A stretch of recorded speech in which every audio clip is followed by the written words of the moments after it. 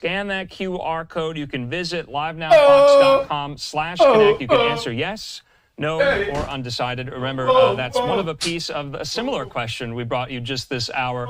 Have you registered to vote? Yes, no, or you're not even going to. So we want to hear from you, as we always do in these moments, as political history can be made in these moments on the debate stage, at the conventions. We're 34 days out, and we do want to go now to CBS News. Let's listen. You gotta change your hair.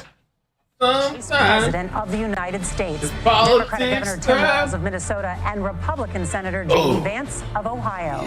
Now, this is likely the final debate of this election cycle, and voting is already underway in 20 states. It barely even started. The final debate. What are you talking about final debate? This remains a race either presidential candidate could win. What the? The CBS News vice presidential debate starts now. Hey! This country back, and we are ready to continue to build the future together. We're to turn this whole country red with President Donald J. Trump's leadership. With tampons. At the end of this little journey, Kamala Harris as the next president of the United States. This is a CBS News special live stream live from CBS News headquarters in New York. America decides the vice presidential debate. There we go. Hola. Good evening, I'm Nora O'Donnell, and thank you for joining us for tonight's CBS News Vice Presidential Debate. We want to welcome our viewers on CBS, on other networks here in the U.S. and around the world. We have a consequential night ahead, and our focus is the issues that matter to you, the voter. Let's introduce the candidates. Minnesota's Democratic Governor Tim Walz and Ohio's Republican Senator J.D. Vance, tonight meeting for the first time. I'm Margaret Brennan. In order to have a thoughtful and civil debate, these are the rules that both campaigns have agreed to. Questions will be directed at one candidate, who will have 2 minutes to respond. The other candidate will be allowed 2 minutes for rebuttal. Then each candidate will get another minute to make further points, with an additional 1 minute each at the discretion of the moderator. The primary role of the moderators is to facilitate the debate between the candidates, enforce the rules, and provide the candidates with the opportunity to fact-check claims made by each other. CBS News reserves the right to mute the candidates' microphones to maintain decorum. We have not shared the questions or topics with the campaigns. The stage is set. Governor, Senator, thank you for joining us. Let's get started. Tonight, our country is facing several unfolding crises. The Middle East is on the brink of war. Americans are suffering from the catastrophic impact of Hurricane Helene, and now a labor strike as 25,000 dock workers from Maine to Texas are picketing. We're going to begin tonight with the Middle East. Margaret. Thank you, Nora. Earlier today, Iran launched its largest attack yet on Israel, but that attack failed, thanks to joint U.S. and Israeli defensive action. President Biden has deployed more than 40,000 U.S. military personnel and assets to that region over the past year to try to prevent a regional war. Iran is weakened, but the U.S. still considers it the largest state sponsor of terrorism in the world, and it has drastically reduced the time it would take to develop a nuclear weapon. It is down now to 1 or 2 weeks' time. Governor Walz, if you were the final voice in the Situation Room, would you support or oppose a preemptive strike by Israel on Iran? You have 2 minutes. Well, thank you, and thank you for those joining at home tonight. Let's keep in mind where this started. October 7th, Hamas terrorists massacred over 1,400 Israelis and took prisoners. Israel's ability to be able to defend itself is absolutely fundamental. Getting its hostages back, I'm surprised. Fundamental, and ending the humanitarian crisis in Gaza. But the expansion of Israel and its proxies is an absolute fundamental necessity for the United States to have the steady leadership there. You saw it experienced today, where along with our Israeli partners and our coalition, able to stop the incoming attack. But what's fundamental here is that steady leadership is going to matter. It's clear, and the world saw it on that debate stage a few weeks ago, a nearly 80-year-old Donald Trump talking about crowd sizes is not what we need in this moment. But it's not just that. It's those that were closest to Donald Trump that understand how dangerous he is when the world is this dangerous. His chief of staff, John Kelly, said that he was the most flawed human being he'd ever met. And both of his secretaries of defense and his national security advisors said he should be nowhere near the White House. Now, the person closest to them, Donald Trump, said he's unfit for the highest office. That was Senator Vance. What we've seen out of Vice President Harris is we've seen steady leadership. We've seen a calmness that is able to draw on the coalitions to bring them together. Understanding that our allies matter. When our allies see Donald Trump turn towards Vladimir Putin, turn towards North Korea, when we start to see that type of fickleness around holding the coalitions together, we will stay committed. And as the Vice President said today we will protect our forces and our allied forces, and there will be consequences. Governor, your time is up. Senator Vance, the same question. Would you support or oppose a preemptive strike by Israel on Iran? You have 2 minutes. So, Margaret, I want to answer the question. First of all, thanks, Governor. Thanks to CBS for hosting the debate. And thanks, most importantly, to the American people who are watching this evening and caring enough about this country to pay attention to this vice presidential debate. I want to answer the question, but I want to actually give an introduction to myself a little bit because I recognize a lot of Americans don't know who either one of us are. I was raised in a working class family. My mother required food assistance for periods of her life. My grandmother required Social Security help to raise me. And she raised me in part because my own mother struggled with addiction for a big chunk of my early life. I went to college on the GI Bill after I enlisted in the Marine Corps and served in Iraq. And so I stand here asking to be your vice president with extraordinary gratitude for this country, for the American dream that made it possible for me to live my dreams. And most importantly, I know that a lot of you are worried about the chaos in the world and the feeling that the American dream is unattainable. I want to try to convince you tonight over the next 90 minutes that if we get better leadership in the White House, if we get Donald Trump back in the White House, the American dream is going to be attainable once again. Now, to answer this particular question, we have to remember that as much as Governor Walz just accused Donald Trump of being an agent of chaos, Donald Trump actually delivered stability in the world, and he did it by establishing effective deterrence. People were afraid of stepping out of line. Iran, which launched this attack, has received over $100 billion in unfrozen assets thanks to the Kamala Harris administration. What do they use that money for? They use it to buy weapons that they're now launching against our allies, and God forbid, potentially launching against the United States as well. Donald Trump recognized that for people to fear the United States, you needed peace through strength. They needed to recognize that if they got out of line, the United States global leadership would put stability and peace back in the world.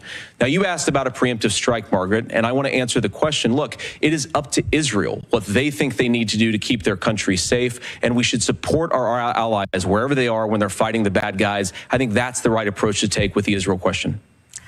Thank you, Senator. Governor Walz, do you care to respond to any of the allegations? Well, look, Donald Trump was in office. We'll sometimes hear a revisionist history, but when Donald Trump was in office, it was Donald Trump who we had a coalition of nations that had boxed Iran's nuclear program in, the inability to advance it. Donald Trump pulled that program and put nothing else in its place. So Iran is closer to a nuclear weapon than they were before because of Donald Trump's fickle leadership. And when Iran shot down an American aircraft in international airspace, Donald Trump tweeted, because that's the standard diplomacy of Donald Trump. And when Iranian missiles did fall near U.S. troops and they received traumatic brain injuries, Donald Trump wrote it off as headaches. Look, our allies understand that Donald Trump is fickle. He will go to whoever has the most flattery or where it makes sense to him. Steady leadership like you witnessed today, like you witnessed in April. Both Iranian attacks were repelled. Our coalition is strong, and we need the steady leadership that Kamala Harris is providing. Senator Vance, the U.S. did have a diplomatic deal with Iran to temporarily pause parts of its nuclear program, and President Trump did exit that deal. He recently said, just 5 days ago, the U.S. must now make a diplomatic deal with Iran because the consequences are impossible. Did he make a mistake? You have 1 minute. Well, first of all, Margaret, diplomacy is not a dirty word, but I think that's something that Governor Walz just said is quite extraordinary. You yourself just said Iran is as close to a nuclear weapon today as they have ever been. And Governor Walz, you blame Donald Trump. Who has been the vice president for the last 3.5 years? And the answer is your running mate, not mine.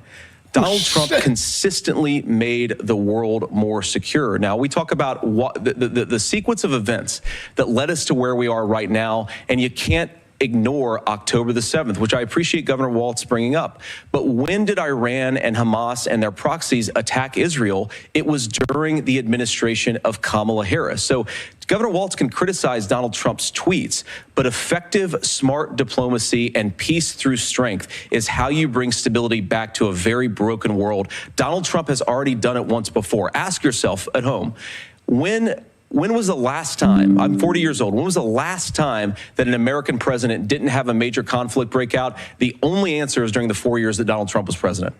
Gentlemen, we have a lot to get to. Nora? Margaret, thank you. Let's turn now to Hurricane Helene. The storm could become one of the deadliest on record. More than 160 people are dead and hundreds more are missing. Scientists say climate change makes these hurricanes larger, stronger, and more deadly because of the historic rainfall. Climate change. Senator Vance, according to CBS News polling, 7 in 10 Americans and more than 60% of Republicans under the age of 45 favor the U.S. taking steps to try and reduce climate change. Senator, what responsibility would the Trump administration have to try and reduce the impact of climate change? I'll give you 2 minutes. Sure. So first of all, let's start with the hurricane, because it's an unbelievable, unspeakable human tragedy. I just saw today, actually, a photograph of 2 grandparents on a roof with a 6-year-old child, and it was the last photograph ever taken of them because the roof collapsed and those innocent people lost their lives. And I'm sure Governor Walz joins me in saying our hearts go out to those innocent people, our prayers go out to them, and we want as robust and aggressive as a federal response as we can get to save as many lives as possible, and then, of course, afterwards, to help the people in those communities rebuild. I mean, these are communities that I love. Some of them I know very personally, in Appalachia, all across the Southeast. They need their government to do their job, and I commit that when Donald Trump is president again, the government will put the citizens of this country first when they suffer from a disaster. Now, Nora, you asked about climate change. I think this is a very important issue. Look, a lot of people are justifiably worried about all these crazy weather patterns. I think it's important for us, first of all, to say Donald Trump and I support clean air, clean water. We want the environment to be cleaner and safer. But one of the things that I've noticed some of our Democratic friends talking a lot about is a concern about carbon emissions, this idea that carbon emissions drives all of the climate change. Well, let's just say that's true, just for the sake of argument, so we're not arguing about weird science. Let's just say that's true. Well, if you believe that, what would you want to do? The answer is that you'd want to reshore as much American manufacturing as possible, and you'd want to produce as much energy as possible in the United States of America, because we're the cleanest economy in the entire world. What have Kamala Harris's policies actually led to? More energy production in China, more manufacturing overseas, more doing business in some of the dirtiest parts of the entire world. And when I say that, I mean the amount of carbon emissions they're doing per unit of economic output. So if we actually care about getting cleaner air and cleaner water, the best thing to do is to double down and invest in American workers and the American people. And unfortunately, Kamala Harris has done exactly the opposite. Governor Walz, you have 2 minutes to respond. Well, we got close to an agreement because all those things are happening. Look, first of all, it is a horrific tragedy with this hurricane, and my heart goes out to the folks that are down there in contact with the governors. I serve as co-chair of the Council of Governors as we work together on these emergency managements. Governors know no partisanship. They work together. So all of the governors and the emergency responders are on the ground. Those happen on the front end. The federal government comes in, makes sure they're there to that we recover, but we're still in that phase where we need to make sure that they're staying there, staying focused. Now, look, coming back to the climate change issue, there's no doubt this thing roared onto the scene faster and stronger than anything we've seen. Senator Vance has said that there's a climate problem in the past. Donald Trump called it a hoax and then joked that these things would make more beachfront property to be able to invest in. What we've seen out of the Harris administration now, the Biden-Harris administration, is we've seen this investment. We've seen massive investments, the biggest in global history that we've seen in the Inflation Reduction Act, has created jobs all across the country. 2,000 in Jeffersonville, Ohio, taking the EV technology that we invented and making it here. 200,000 jobs across the country. The largest solar manufacturing plant in North America sits in Minnesota. But my farmers know climate change is real. They've seen 500-year droughts, 500-year floods back to back. But what they're doing is adapting, and this has allowed them to tell me, look, I harvest corn, I harvest soybean, and I harvest wind. We are producing more natural gas and more oil at any time than we ever have. We're also producing more clean energy. So the solution for us is to continue to move forward, that climate change is real. Reducing our impact is absolutely critical, but this is not a false choice. You can do that at the same time you're creating the jobs that we're seeing all across the country. That's exactly what this administration has done. We are seeing us becoming an energy superpower for the future, not just the current. And that's what absolutely makes sense. And then we start thinking about how do we mitigate these disasters. Thank you. Senator, I want to give you an opportunity to respond there. The governor mentioned that President Trump has called climate change a hoax. Do you agree?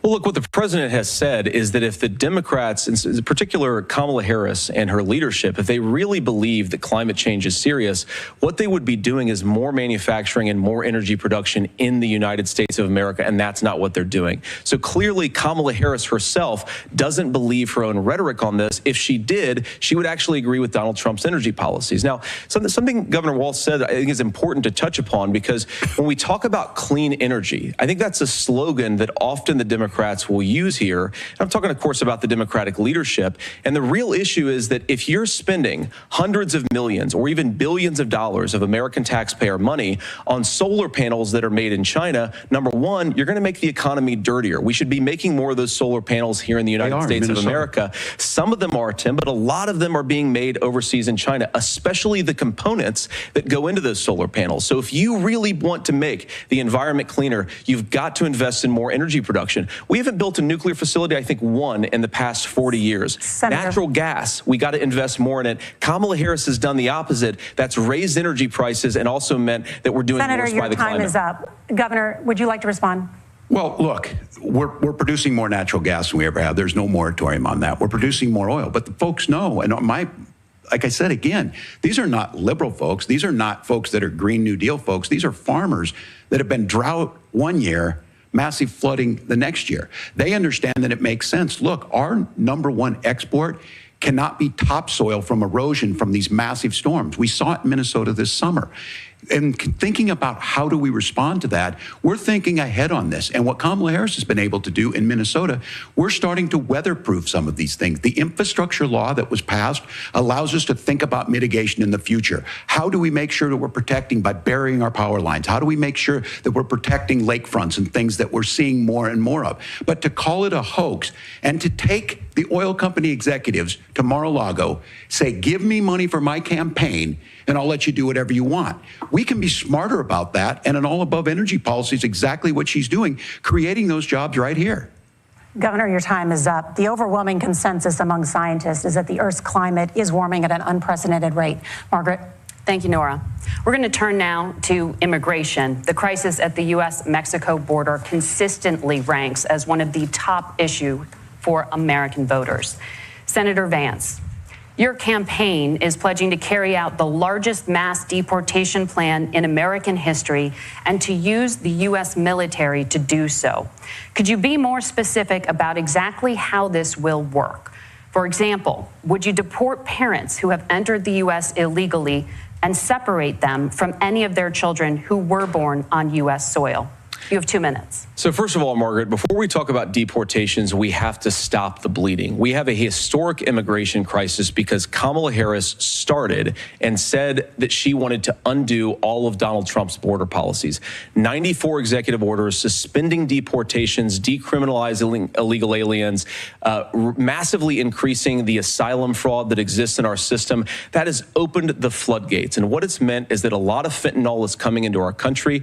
I had a mother who struggled with opioid addiction and has gotten clean. I don't want people who are struggling with addiction to be deprived of their second chance because Kamala Harris let in fentanyl into our communities at record levels. So you've got to stop the bleeding. You've got to re-implement Donald Trump's border policies, build the wall, re-implement deportations. And that gets me to your point, Margaret, about what do we actually do? So we've got 25 million illegal aliens who are here in the country. What do we do with them? I think the first thing that we do is we start with the criminal migrants. About 1 million of those people have committed some form of crime in addition to crossing the border illegally. I think you start with deportations on those folks.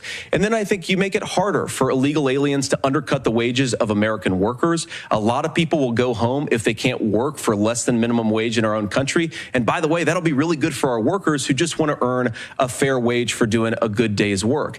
And the final point, Margaret, is you ask about family separation. Right now in this country, Margaret, we have 320,000 children that the Department of Homeland Security has effectively lost. Some of them have been sex trafficked. Some of them hopefully are at homes with their families. Some of them have been used as drug trafficking mules. The real family separation policy in this country is unfortunately Kamala Harris's wide open southern border. And I'd ask my fellow Americans to remember, when she came into office, she said she was going to do this. Real leadership would be saying, you know what, I screwed up. We're going to go back to Donald Trump's border policies. I wish that she would do that. It would be good for all of us. Governor, do you care to respond to any of those specific allegations, including that the vice president is, quote, letting in fentanyl and using kids as drug mules, among other things, regarding children? The drug mule is not true, but I will say about this, about the fentanyl, because this is a crisis of this, the opioid crisis. And the good news on this is the last 12 months saw the largest decrease in opioid deaths in our nation's history, 30% decrease in Ohio. But there's still more work to do. But let's go back to this on immigration. Kamala Harris was the Attorney General of the largest state and a border state in California. She's the only person in this race who prosecuted transnational gangs for human trafficking and drug interventions. But look, we all want to solve this. Most of us want to solve this, and that is the United States Congress. That's the Border Patrol agents. That's the Chamber of Commerce. That's most Americans out here. That's why we had the fairest and the toughest bill on immigration that this nation's seen. It was crafted by a conservative senator from Oklahoma, James Lankford. I know him. He's super conservative, but he's a man of principle, wants to get it done. Democrats and Republicans worked on this piece of legislation.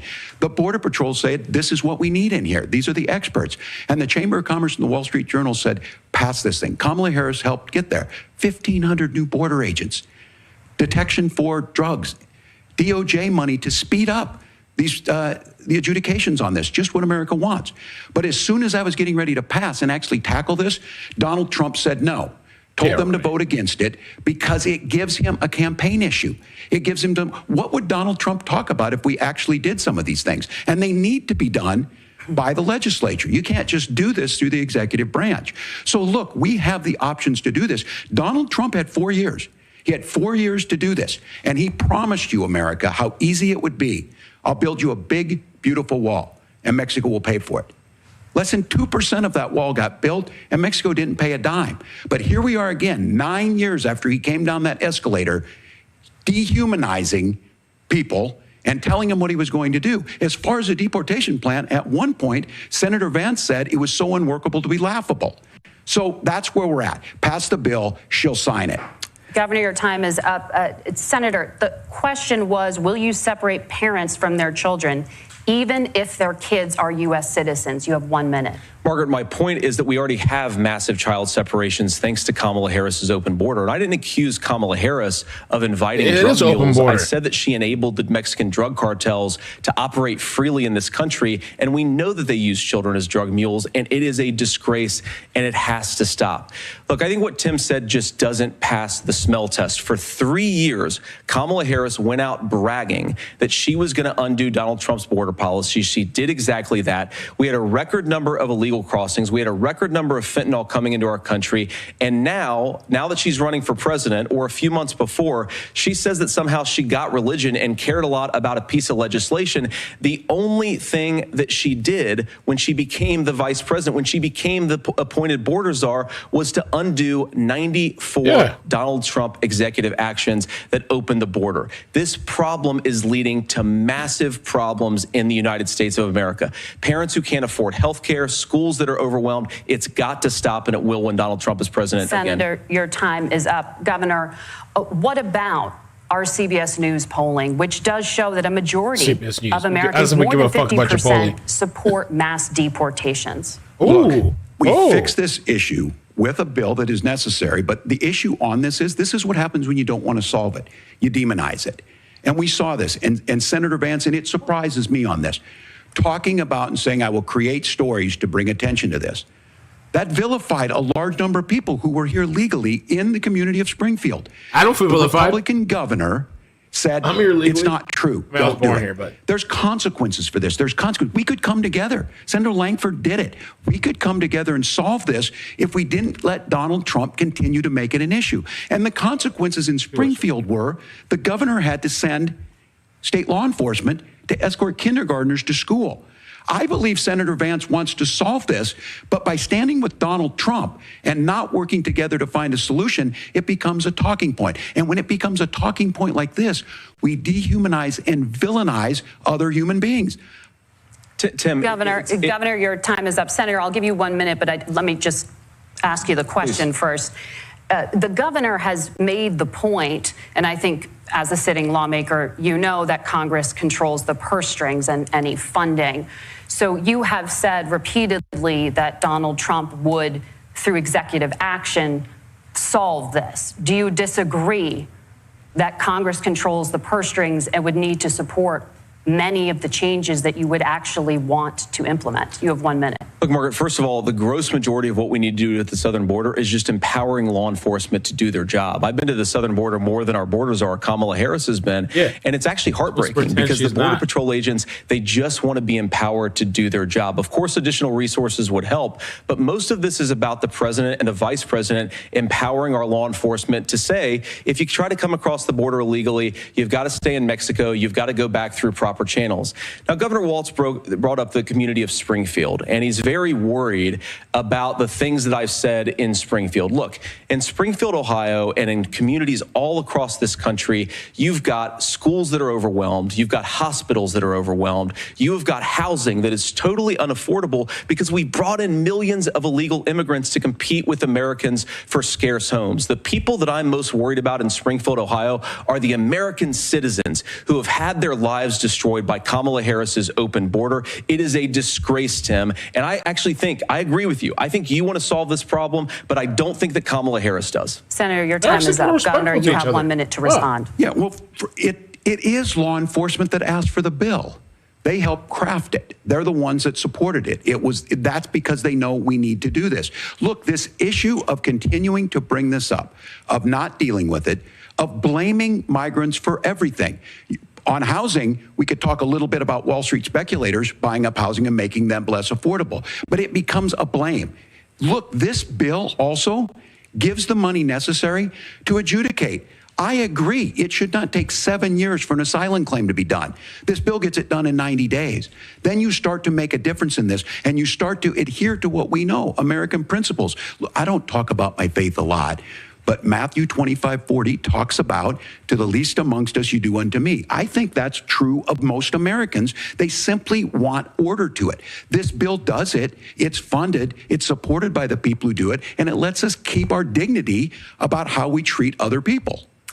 Thank you, Governor. And just to clarify for our viewers, Springfield, Ohio does have a large number of Haitian migrants who have legal status, temporary protected status. Well, Margaret, but thank you, Senator. We have so much to get to. Margaret, I think it's important because Margaret, the rules were that you guys weren't going to fact check, and since you're fact checking me, I think it's important to say what's actually going on. So there's an application called the CBP One app, where you can go on as an illegal migrant, apply for asylum or apply for parole, and be granted legal status at the wave of a Kamala Harris open border wand. That is not a person coming in, applying for a green card and waiting for 10 years. That is the facilitation of illegal immigration, Margaret, by Thank you, our Senator, own for describing the legal process. We have so much to get to, Senator. They don't want to let him say that shit.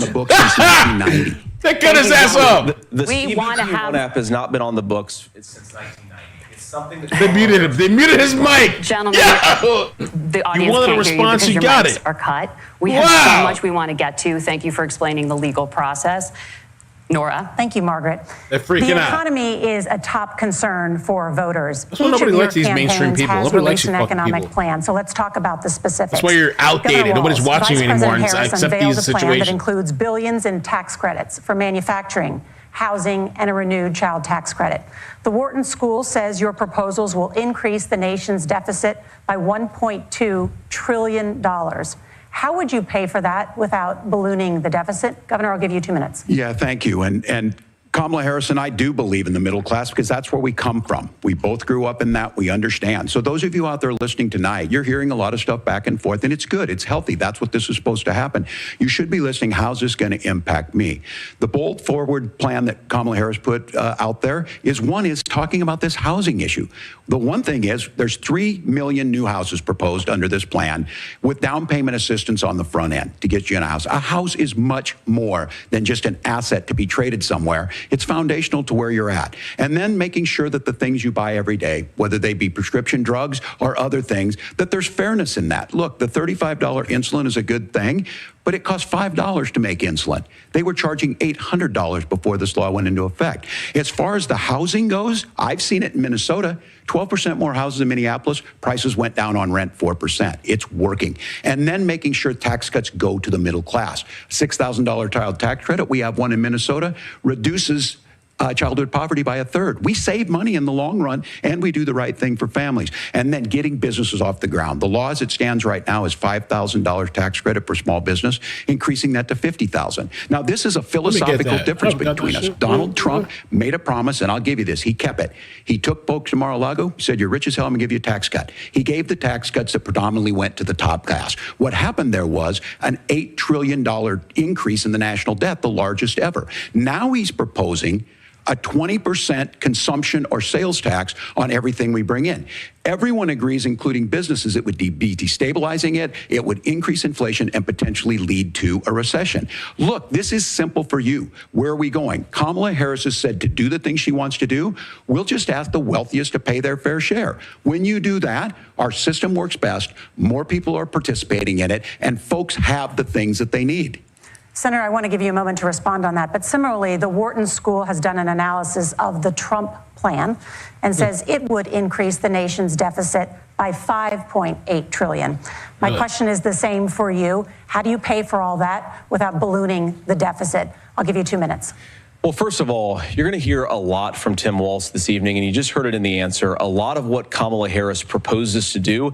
And some of it, I'll be honest with you, it even sounds pretty good. Here's what you won't hear, is that Kamala Harris has already done it. Because she's been the vice president for 3.5 years. She had the opportunity to enact all of these great policies, and what she's actually done instead is drive the cost of food higher by 25%, drive the cost of housing higher by about 60%, open the American southern border and make middle-class life unaffordable for a large number of Americans. If Kamala Harris has such great plans for how to address middle-class problems, then she ought to do them now.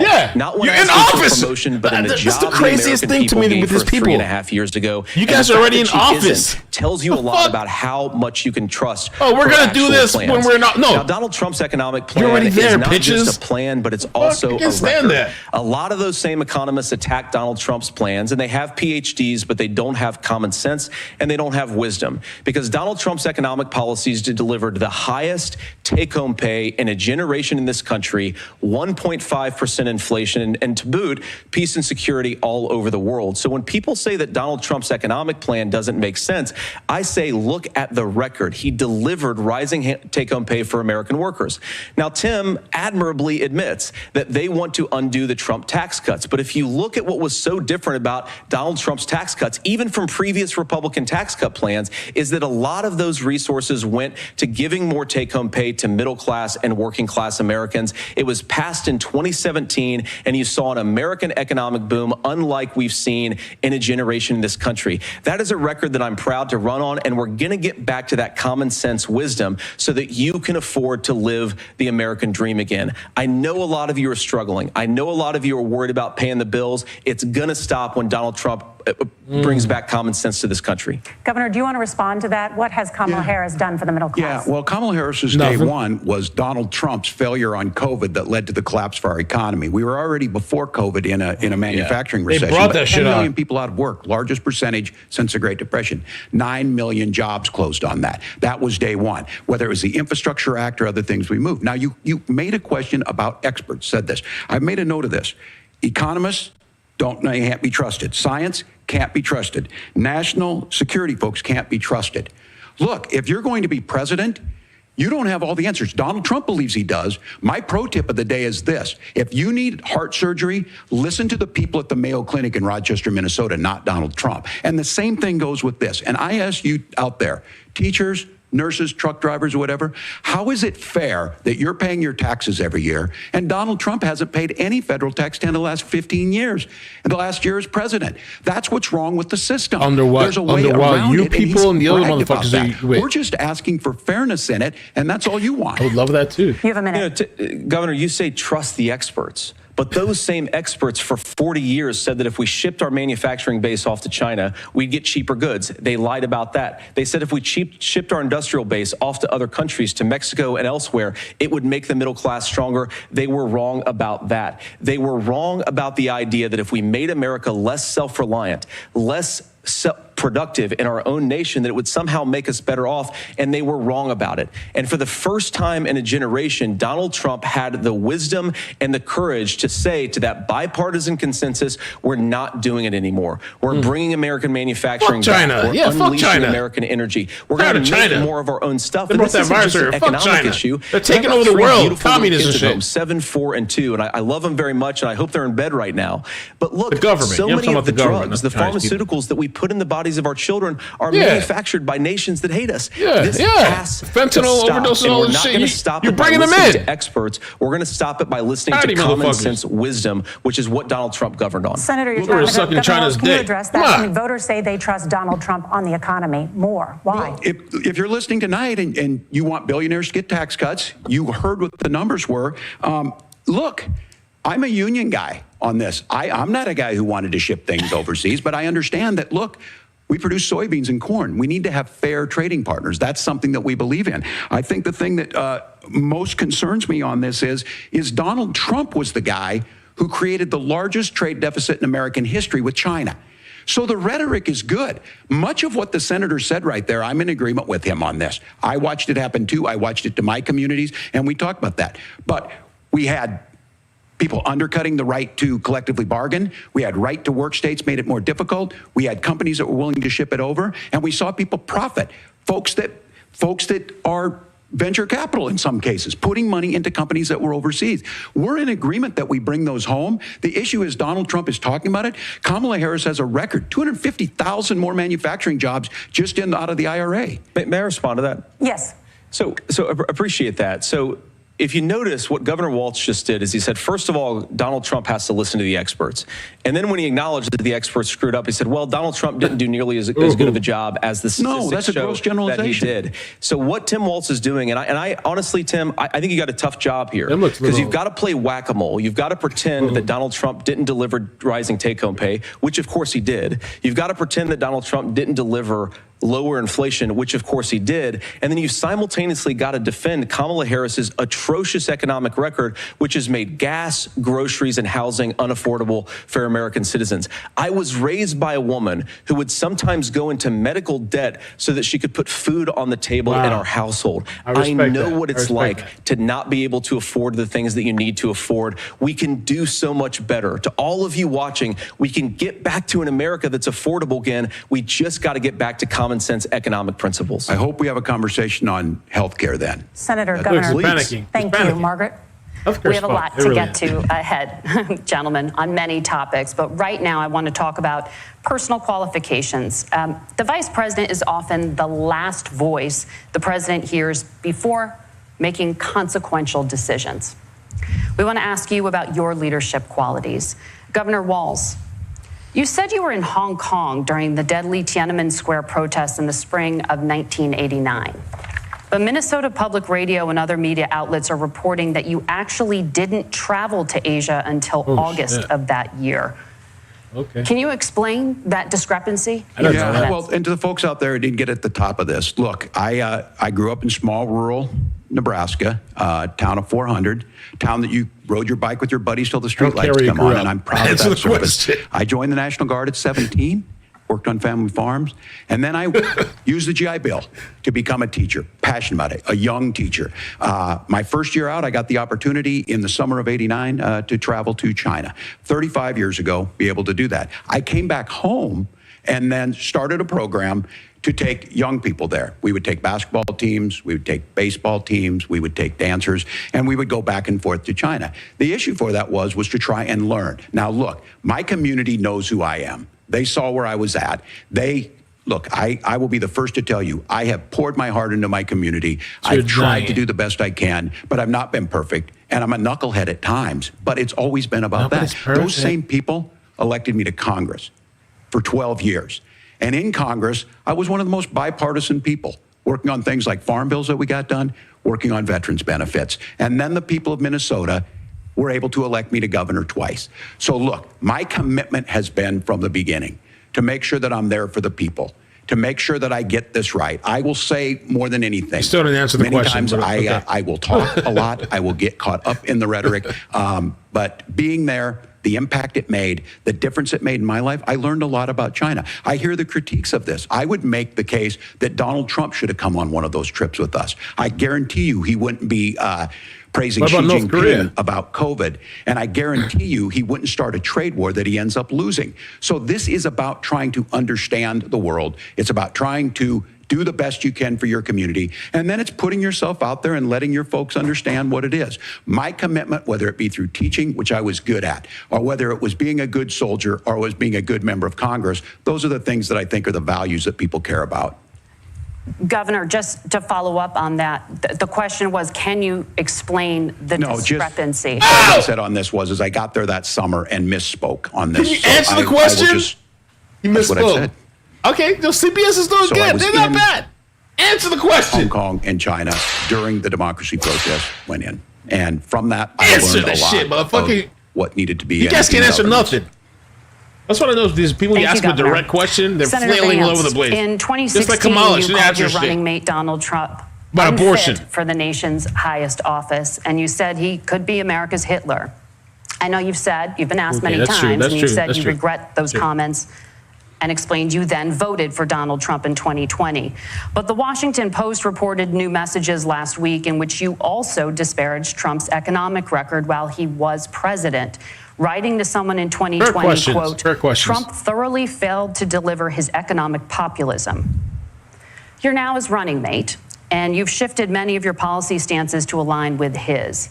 If you become vice president, why should Americans trust that you will give Donald Trump the advice he needs to hear and not just the advice he wants to hear? You have 2 minutes. Well, first of all, Margaret, because I've always been open. And sometimes, of course, I've disagreed with the president, but I've also been extremely open about the fact that I was wrong about Donald Trump. I was wrong, first of all, because I believed some of the media stories that turned out to be dishonest fabrications of his record. But most importantly, Donald Trump delivered for the American people. Rising wages, rising take-home pay, an economy that worked for normal Americans, a secure southern border, a lot of things, frankly, that I didn't think he'd be able to deliver on. And yeah, when you screw up, when you misspeak, when you get something wrong and you change your mind, you ought to be honest with the American people about it. It's one of the reasons, Margaret, why I've done so many interviews is because I think it's important to actually explain to the American people where I come down on the issues and what changed. Now, you pointed out the messages from 2020. Margaret, I've been extremely consistent that I think there were a lot of things that we could have done better in the Trump administration the first round if Congress was doing its job. I strongly believe, and I've been a United States Senator, that Congress is not just a high-class debating society. It's not just a forum for senators and congressmen to whine about problems. It's a forum to govern. So there were a lot of things on the border, on tariffs, for example, where I think that we could have done so much more if the Republican Congress and the Democrats in Congress had been a little bit better about how they govern the country. They were so obsessed with impeaching Donald Trump, they couldn't actually govern. And I want to talk about this tariff issue in particular, Margaret, because Tim just accused this of being a national sales tax.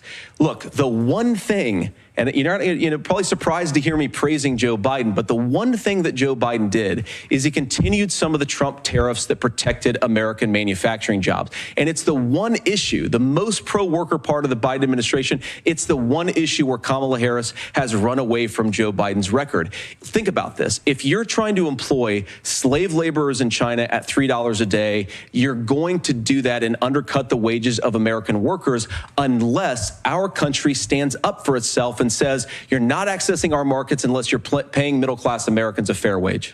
Senator, your time is up. Nora? Thank you. Now to the issue of reproductive rights. Governor Walz, after Roe versus Wade was overturned, you signed a bill into law that made Minnesota one of the least restrictive states in the nation when it comes to abortion.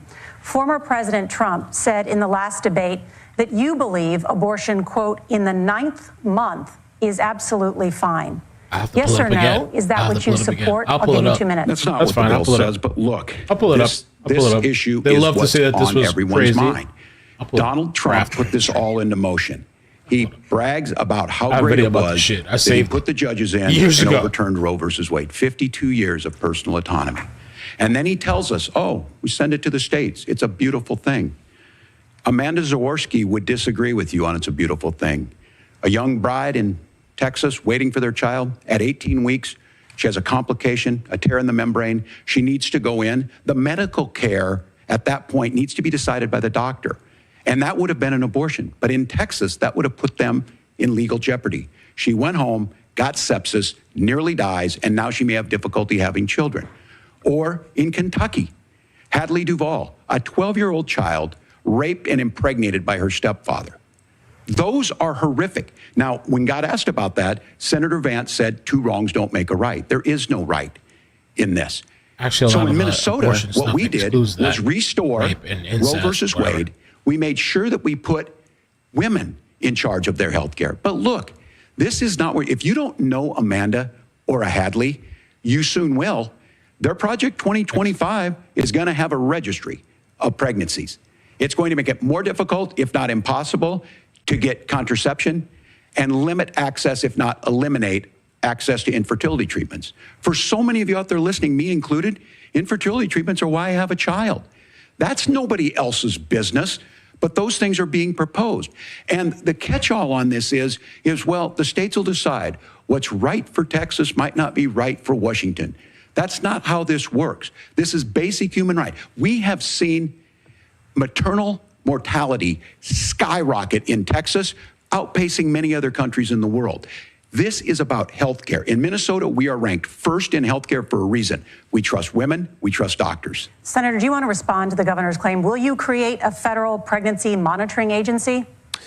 No, Nora, certainly we won't. And I want to talk about this issue because I know a lot of Americans care about it, and I know a lot of Americans don't agree with everything that I've ever said on this topic. And, you know, I grew up in a working class family in a neighborhood where I knew a lot of young women who had unplanned pregnancies and decided to terminate those pregnancies because they feel like they didn't have any other options. And, you know, one of them is actually very dear to me. And I know she's watching tonight, and I love you. And she told me something a couple years ago that she felt like if she hadn't had that abortion, that it would have destroyed her life because she was in an abusive relationship.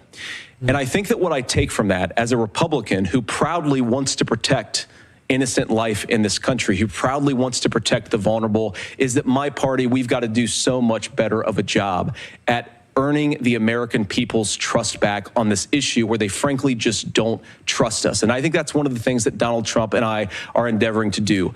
I want us as a Republican Party to be pro-family in the fullest sense of the word. I want us to support fertility treatments. I want us to make it easier for moms to afford to have babies. I want it to make it easier for young families to afford a home so they can afford a place to raise that family. And I think there's so much that we can do on the public policy front just to give women more options.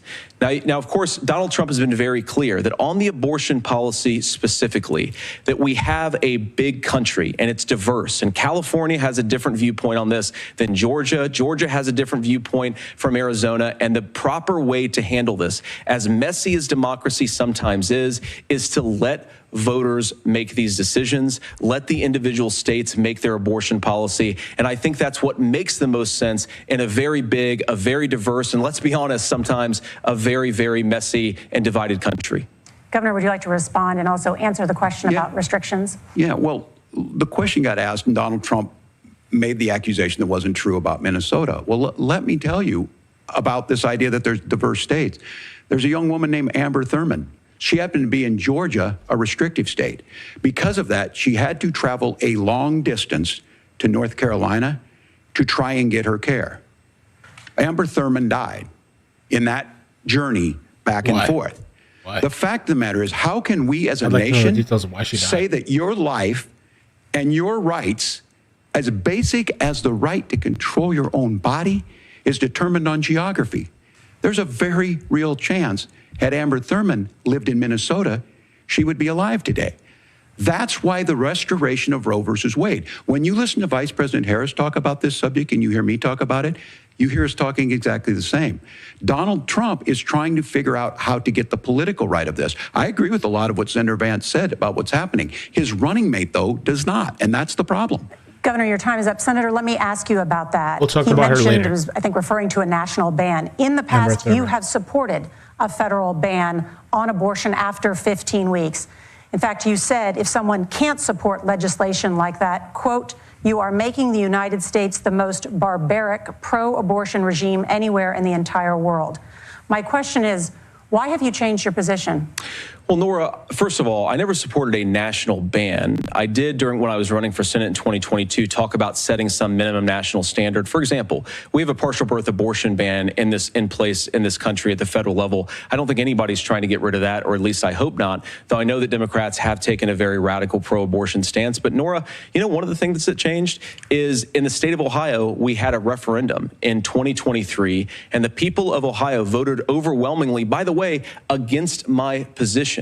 And I think that what I learned from that, Nora, is that we've got to do a better job at winning back people's trust. So many young women would love to have families. So many young women also see an unplanned pregnancy as something that's going to destroy their livelihood, destroy their education, destroy their relationships. And we have got to earn people's trust back. And that's why Donald Trump and I are committed to pursuing pro-family policies, making childcare more accessible, making fertility treatments more accessible, because we've got to do a better job at that. And that's what real leadership is. Governor, your response. Well, I'm going to respond on the pro-abortion piece of that. No, we're not. We're pro-women. We're pro-freedom to make your own choice. We know what the implications are to not be that. Women having miscarriages, women not getting the care, physicians feeling like they may be prosecuted for providing that care. And as far as making sure that we're educating our children and giving them options, Minnesota's a state with one of the lowest teen pregnancy rates. We understand that too. We know that the options need to be available, and we make that true. We also make it, we're a top 3 state for the best place to raise children. But these two things, to try and say that we're pro-children, but we don't like this, or you guys are pro-abortion, that's not the case at all.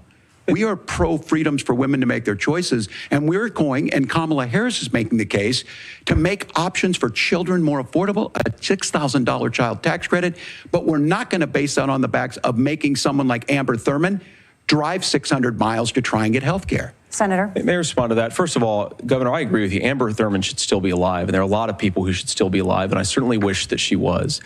And maybe you're free to disagree with me on this and explain this to me, but as I read the Minnesota law that you signed into law, the statute that you signed into law, it says that a doctor who presides over an abortion where the baby survives, the doctor is under no obligation to provide life-saving care to a baby who survives a botched late-term abortion.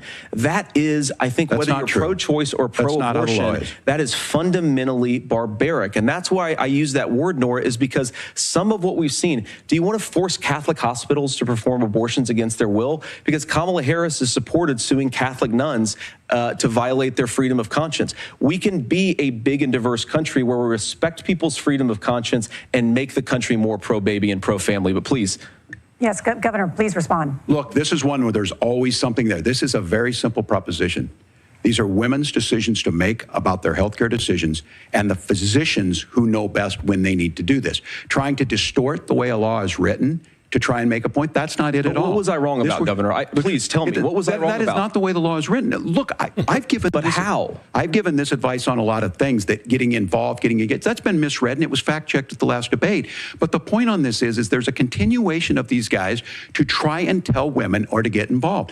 I use this line on this, just mind your own business on this. Things worked best when Roe versus Wade was in place. When we do a restoration of Roe, that works best. That doesn't preclude us from increasing funding for children. It doesn't increase us from making sure that once that child's born, like in Minnesota, they get meals, they get early childhood education, they get health care. So hiding behind we're going to do all these other things when you're not proposing them in your budget. Kamala Harris is proposing them. She's proposing all those things to make life easier for families. I asked a specific question, Governor. You gave me a slogan as a response. It's not the case. It's not true. That's not what the law says. So they fact-checked it with President Trump. Gentlemen, there's a lot to discuss. We have to move on, and we're going to be right back with much more of the CBS News vice presidential debate in just a moment. Okay. So they took one, but they haven't.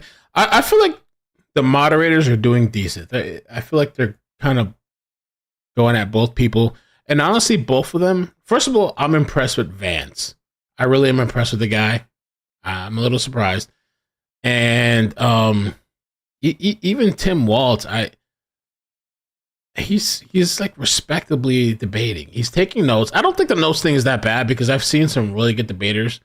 They'll take notes and reply back. I don't think it's a big thing. But again, like I said, and I'll show this clip all day, every time when I have to. So, I mean, through the third trimester. The third trimester goes all the way up to 40 weeks. Okay, but to the end of the third trimester. Yep, I don't think we have a limit in the bill. So,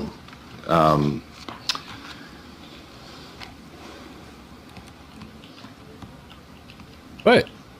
Where it's obvious that a woman is about to give birth. She has physical signs of that she is about to give a birth. Would that still be a point at which she could request an abortion if she was so certified? She's dilating. And just notice, if you can see, maybe I'll make this full screen. You can see her facial expression. They want to claim that this is like the biggest lie ever. It's not a. That's what like a lot of these people, they never watch this stuff in the moment in time. When I realized with COVID, when it was happening, and my job like made us go work from home. What I realized, because now I had the time, I'm working, but I'm listening to the actual context of the whole fucking thing. And what I realized is the mainstream media, they take these little snippets and whatever, and they lie all the effing time. And so they want to make this 9-month abortion thing seem like it's a lie. No, it's a reality. I don't know if it's still there, but at that point in time, it was a thing. No, that's not happening. No. Look at her facial expression. Look at her. She's dilating. She can't even barely. Look at her. She's squinting. Mr. Chairman, that would be a decision that the doctor, the physician, and the woman would make. I understand that. I'm asking if your bill allows that. My bill would allow that, yes. Oh, but it's a lie. Oh, it's a lie. I saved that clip and I'll save that shit forever. Because the only thing, I made this title trolling kind of a little bit of satirical, because abortion now up to birth, next is up to 5 years old, because that's what's next. You know how they say you give them an inch, they take an arm type of shit? That's what's next. You walk into that operating room scrubbed and gowned, and after removing... So, I don't know. My thing on abortion, when I first got into the... I was a little bit... I feel like I was over the top at first. But then I've changed some of my stand. I feel like this should have a limitation. I don't know. Months in. Weeks, months. I don't know. I feel like there should be... Because I feel like some people were just straight up using it as a contraceptive. Being completely irresponsible and not wanting to take any ownership in their life. And they it's just cells in the body. So it's not they think it's not a human life, which I think it is. I disagree. Oh, it's just cells. So fuck that baby or whatever. And you can tell society treats kids like that because these people that do horrible things to kids, they never get any real serious charges. They're out in a couple of months or a year or two, whatever. I feel like society's like that. So, I've loosened up my feelings on it, but I also still feel like there should be some type of restrictions or whatever. Like if by the 9th month, you don't fucking know if you need to have a baby or not or whatever. But at the same, you know what made me change my stance too about being so strict is that I see some of these horrible people that abuse kids. Right? And some of the horrible things that some of these kids have gone through. And that's what makes you think like, damn, like it's a really morbid thought, a horrible thought to think. But I'm like, fuck, some of these kids are better off without these fucking parents in their life in some situations. It's so bad. You know, I don't know. All right, we're back. But there's people promoting it like it's healthy and it's good for you. And no, girl, it don't matter. Yeah, there's videos. If you look online, oh yeah, I bought my kid. I don't want a kid. I just want to keep my dog and my kitty cat. Fuck the kid. There's literal videos of these people online. You oppose most gun legislation that Democrats claim would curb gun violence.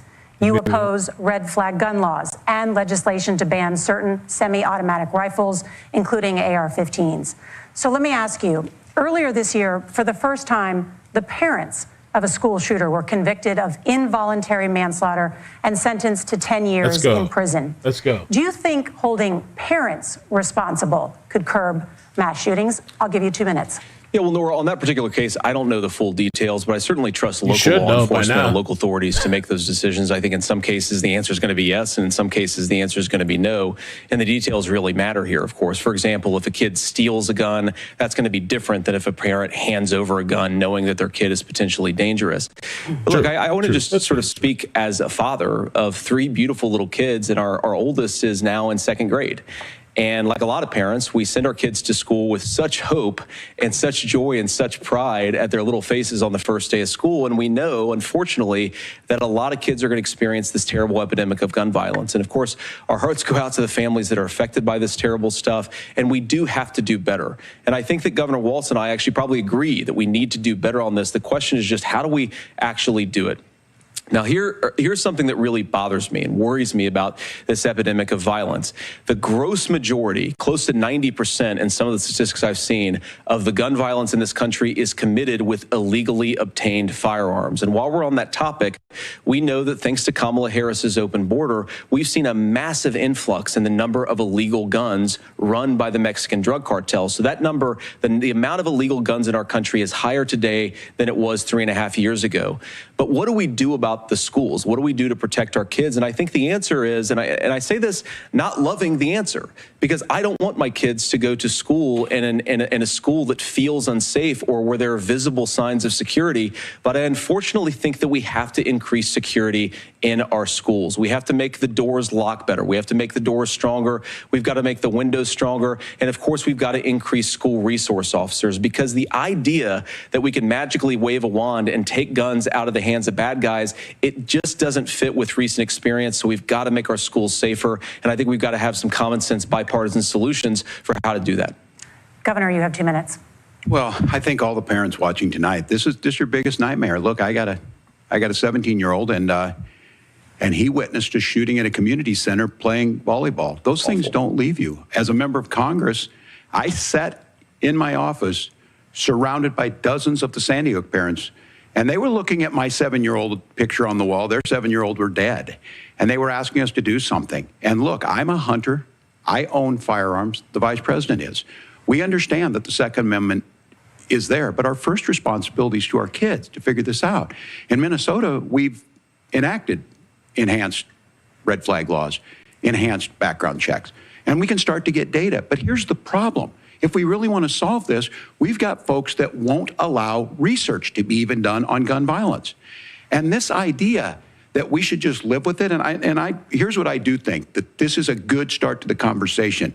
I 100% believe that Senator Vance hates it when these kids, it's abhorrent and it breaks your heart. I agree with that. But that's not far enough when we know there are things that worked. I've spent time in Finland and seen some Finnish schools.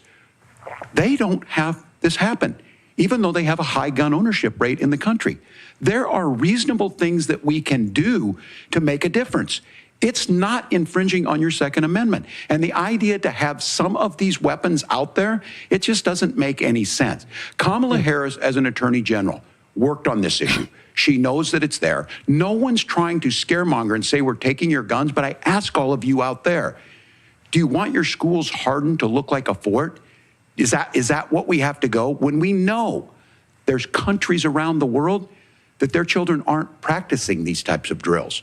They're being kids. We owe it to them to get a fix. These are things that shouldn't be that difficult. You can still keep your firearms, and we can make a difference. We have to. If you're listening tonight, this breaks your heart. Senator. Tim, first of all, I didn't know that your 17-year-old witnessed a shooting. I'm sorry about that, and I hope that he's doing okay. So. Christ have mercy. It is awful. And I appreciate what Tim said, actually, about Finland, because I do think it illustrates some of the frankly, weird differences between our own country's gun violence problem and Finland. Is, okay, first of all, we have way higher rates of mental health abuse, or mental health substance abuse. We have way higher rates of depression, way higher rates of anxiety. We unfortunately have a mental health crisis in this country that I really do think that we need to get to the root causes of, because I don't think it's the whole reason why we have such a bad gun violence problem, but I do think it's a big piece of it. Another driver of the gun violence epidemic, especially that affecting our kids, it doesn't earn as many headlines, but is the terrible gun violence problem in a lot of our big cities. And this is why we have to empower law enforcement to arrest the bad guys, put them away, and take gun offenders off the streets. I think there's a whole host of things that we can do here, but I do think at our schools we've got to talk about more security. Senator, thank you. Governor, you previously opposed an assault weapons ban, but it's only later in your political career did you change your position. Why? Yeah, I sat in that office with those Sandy Hook parents. I've become friends with school shooters. I've seen it. Look, the NRA, I was an NRA guy for a long time. They used to teach gun safety. I'm of an age where my shotgun was in my car so I could pheasant hunt after football practice. That's not where we live today. And several things I want to mention on this is talking about cities and where it's at. The number one where the most firearm deaths happen in Minnesota are rural suicides. And we have an epidemic of children getting guns and shooting themselves. And so we have, and we should look at all of the issues. Making sure folks have health care and all that, but I want to be very careful. This idea of stigmatizing mental health, just because you have a mental health issue doesn't mean you're violent. And I think what we end up doing is we start looking for a scapegoat. Sometimes it just is the guns. It's just the guns. And there are things that you can do about it. But I do think that this is one, and I think this is a healthy conversation. I think there's a capacity to find solutions on this that work, protect Second Amendment, protect our children. That's our priority. Gentlemen, thank you. Margaret? Thank you, Nora. Let's turn now to the top contributor to inflation, the high cost of housing and rent. There's a shortage of more than 4 million homes in the United States, and that contributes to the high housing prices. Governor Walz, the Harris campaign promises a $25,000 down payment assistance for first-time home buyers and a $10,000 tax credit. They also promise to build 3 million new homes. Where are you building these homes, and won't handing out that kind of money just drive up prices higher? No, it's not handing out. We have, first, let me say this issue of housing, and I think those of you listening on this, the problem we've had is that we've got a lot of folks that see housing as another commodity. It can be bought up, it can be shifted, it can be moved around. Those are not folks living in those houses. Those of you listening tonight, that house is a big deal. I bought and owned one house in my life. My mom still lives in the house where I was. And when I think of a house, I'm thinking of Christmas services after midnight mass where you go with your family. We need to make it more affordable. And one of the things, as I said, this program that the Vice President is pushing forward and bringing a new way of approaching this is something we're doing in Minnesota from that lead. We in the state invested in making sure our housing was the biggest investment that we'd ever made in housing. It starts to make it easier. We cut some of the red tape. Local folks, look, we can't do it at the federal level, but local folks make it easier to build those homes. And then that down payment assistance. I can tell all of you out there, one of the, certainly for me, using the GI Bill was one thing, but a veteran's home loan, the big thing about a veteran's home loan is you don't have to pay the down payment. Those are things that make it there. Now, look, you're going to pay it back, and you're going to pay your mortgage. Those are things that we know in the long run, the appreciated value, the generational wealth that's created from it. And I will give Minneapolis an example. Minneapolis is the one city where we've seen the lowest inflation rates. We've seen a 12% increase in stock because we've put some of these things in, and we're implementing a state program to make sure we give some of that down payment assistance. We get it back from people because here's what we know. People with stable housing end up with stable jobs. People with stable housing have their kids able to get to school. All of those things in the long run end up saving our money. And that's the thing that I think we should be able to find some common ground in, but we can't blame immigrants for the only reason. That's not the case that's happening in many cities. The fact of the matter is that we don't have enough naturally affordable housing, but we can make sure that the government's there to help kickstart it, create that base. Governor, your time is up. Senator Vance, as far as your campaign's position, the promise is to seize federal lands to build homes, remove regulation, provide tax breaks, and cut back on immigration, which you say pushes up prices. Where are you going to build all the new homes you're promising, and what part of any of this plan will provide immediate relief? You have 2 minutes. Well, first of all, Tim just said something that I agree with. We don't want to blame immigrants for higher housing prices, but we do want to blame Kamala Harris for letting in millions of illegal aliens into this country, which does drive up costs, Tim.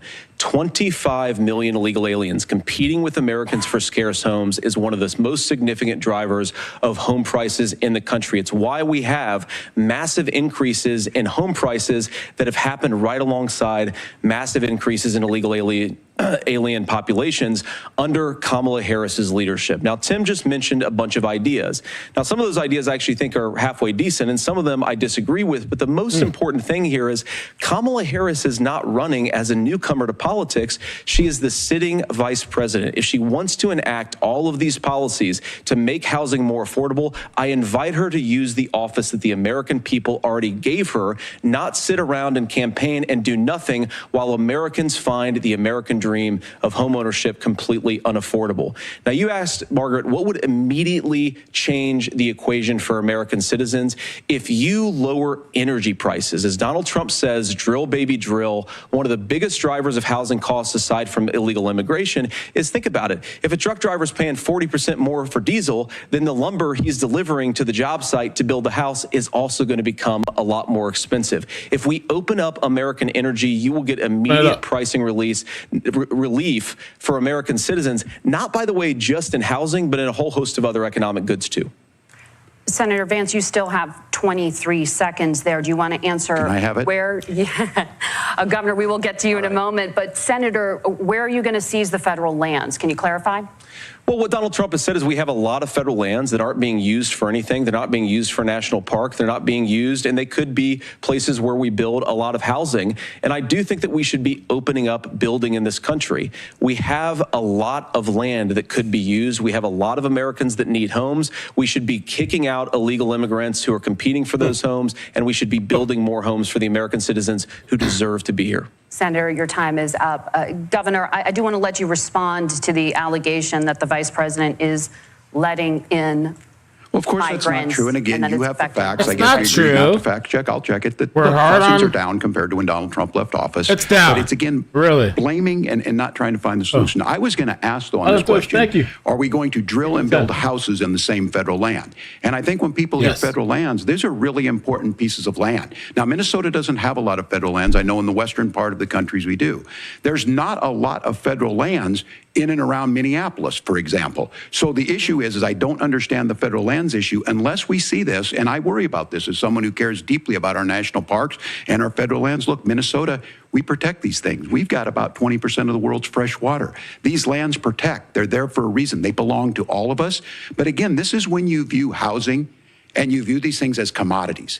Like, there's a chance to make money here. Let's take this federal land and let's sell it to people for that. I think there's better ways to do this. We've seen it in Minnesota. We're able to refurbish some of these houses. We're able to make some investments. That gets people in. And I'm still on the fact on this.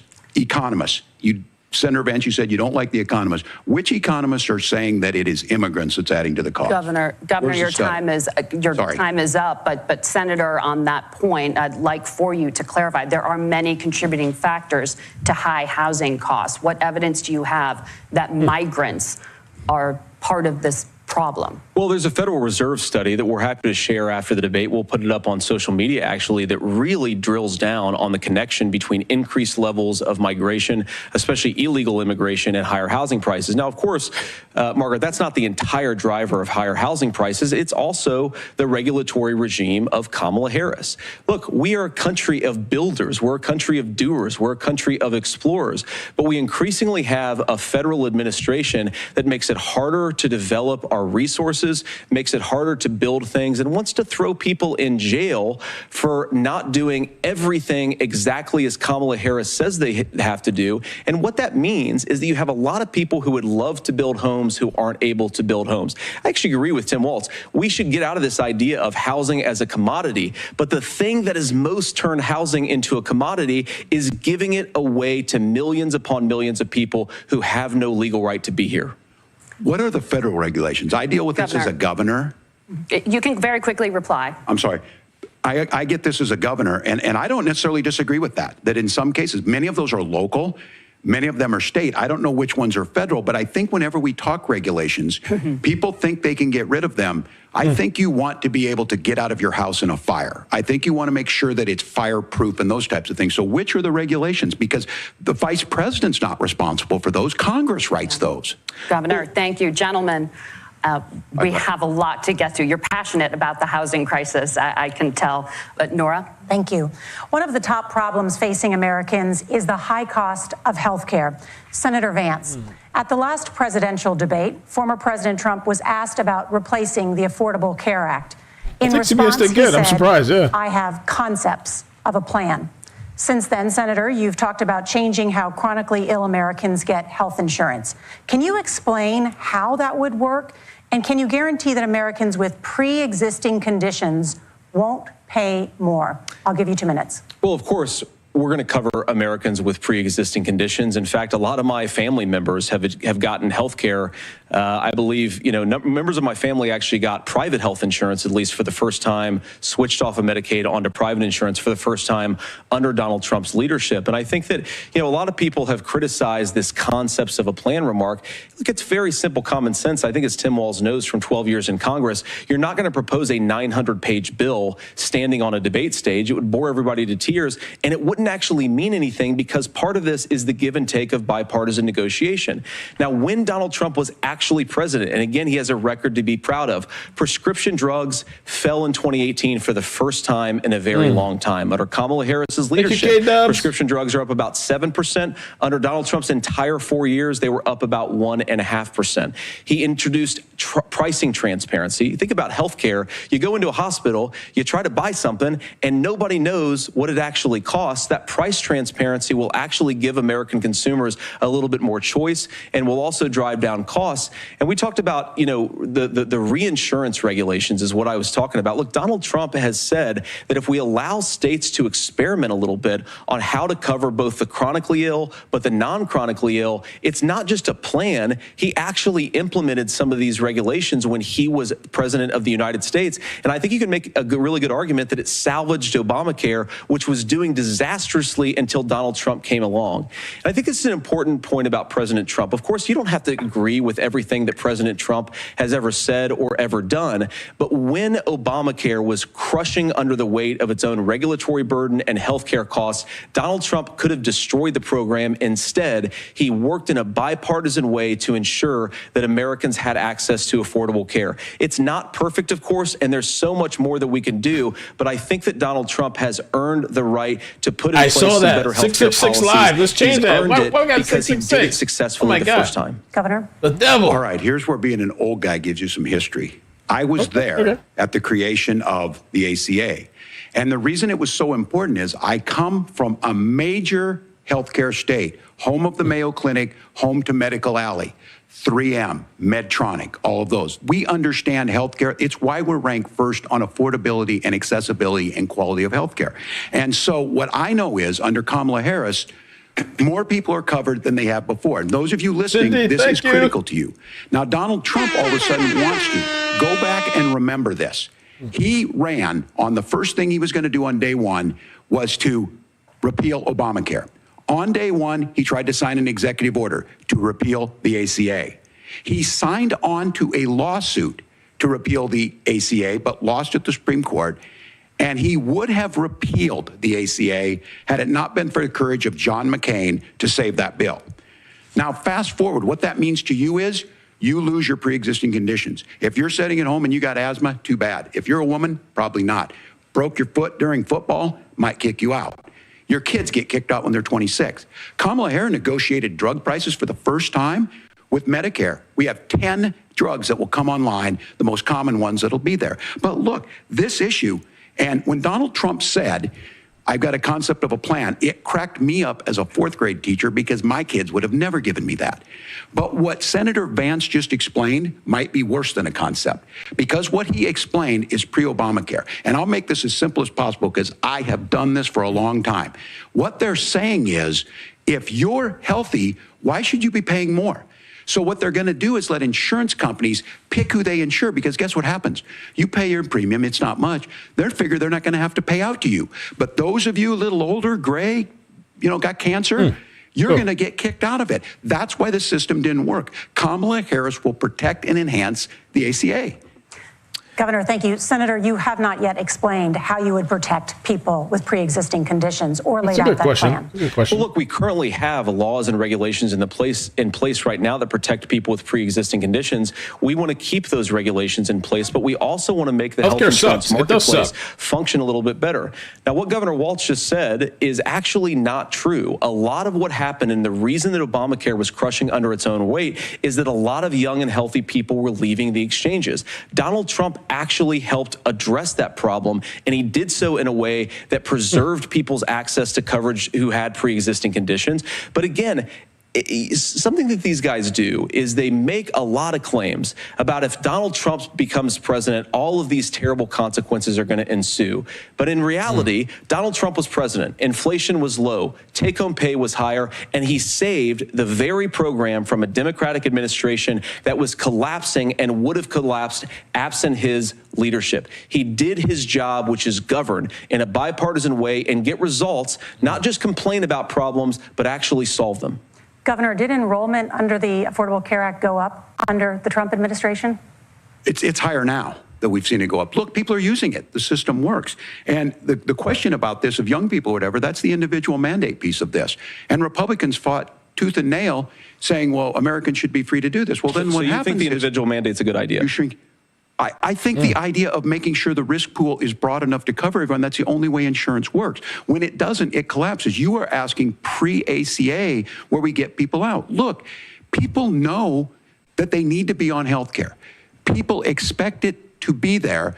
And when we are able to make it, and we are making it this way, when we incentivize people to be in the market, when we help people who might not be able to afford it get there, and we make sure then when you get sick and old, it's there for you. Because I heard people say, well, I don't want to buy into Medicare or whatever. Good luck buying health care once you get past 70.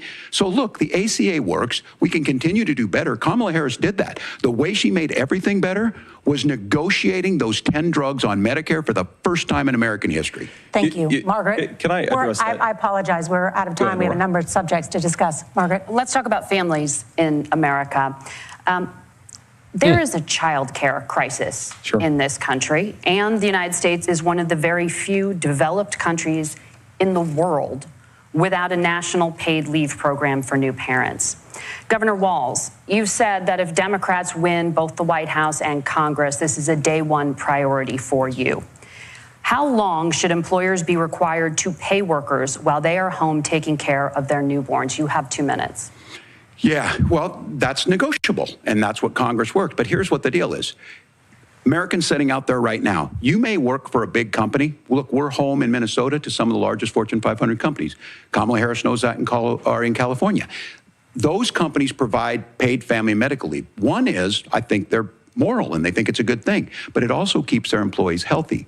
We in Minnesota passed a paid family medical leave. You have a child, and I had to go back to work 5 days after my kids were born. This allows you to stay home a certain amount of time. 5 days? Where are you working at, McDonald's? What we know is that gets the child off to a better start, the family works better, we stay in their employers, we get more consistency in that. So Kamala Harris has made it a priority. We implemented it in Minnesota, and we see growth. That's how you become a pro-business state. But the negotiations on it, and here's the issue, those big companies are able to offer it.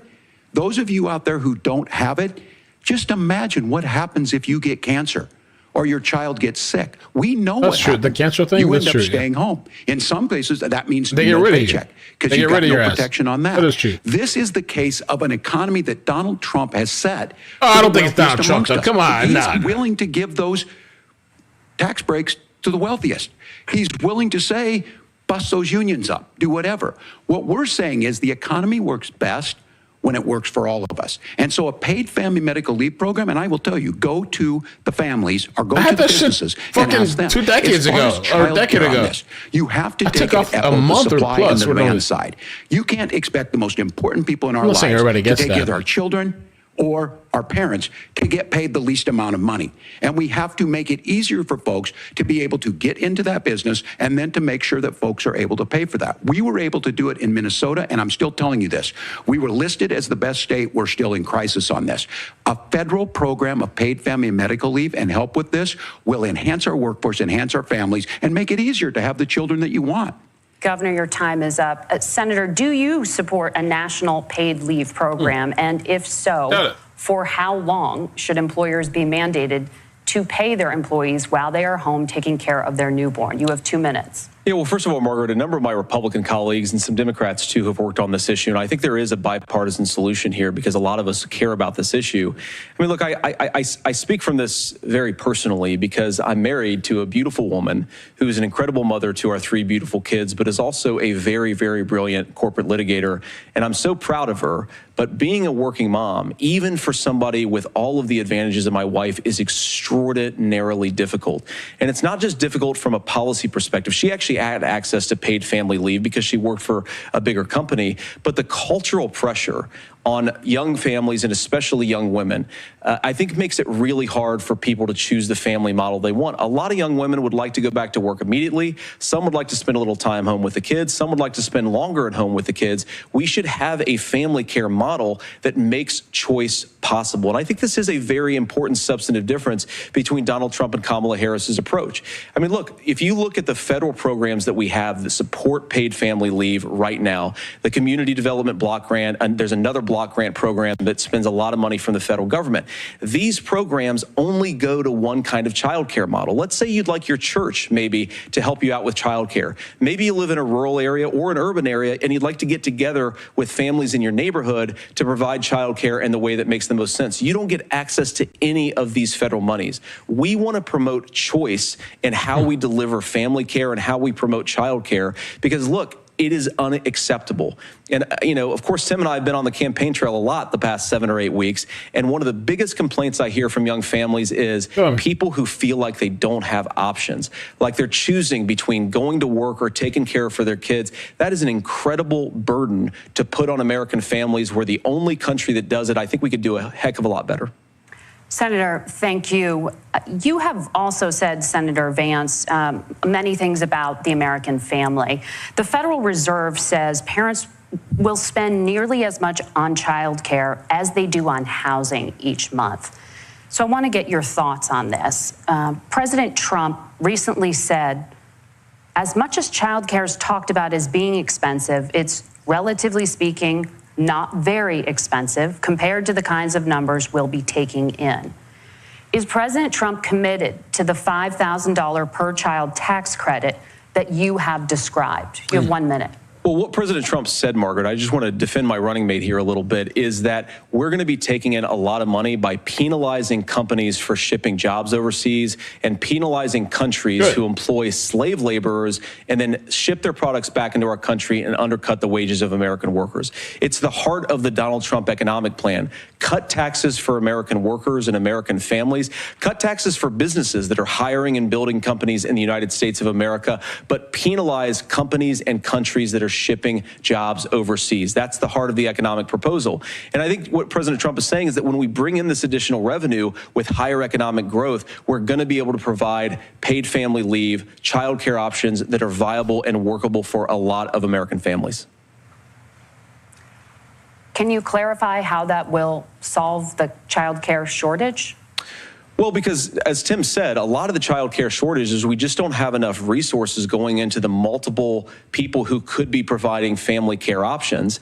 And we're going to have to, unfortunately, look, we're going to have to spend more money. We're going to have to induce more people to want to provide child care options for American families, because the reason it's so expensive right now is because you've got way too few people providing this very essential service. Thank you, Senator. Governor Walz, your ticket also has some child care tax credit proposals. Do you think Congress will agree to the $6,000 credit for newborns and $3,000 credit for children over the age of 6, as your campaign has promised? Is that realistic?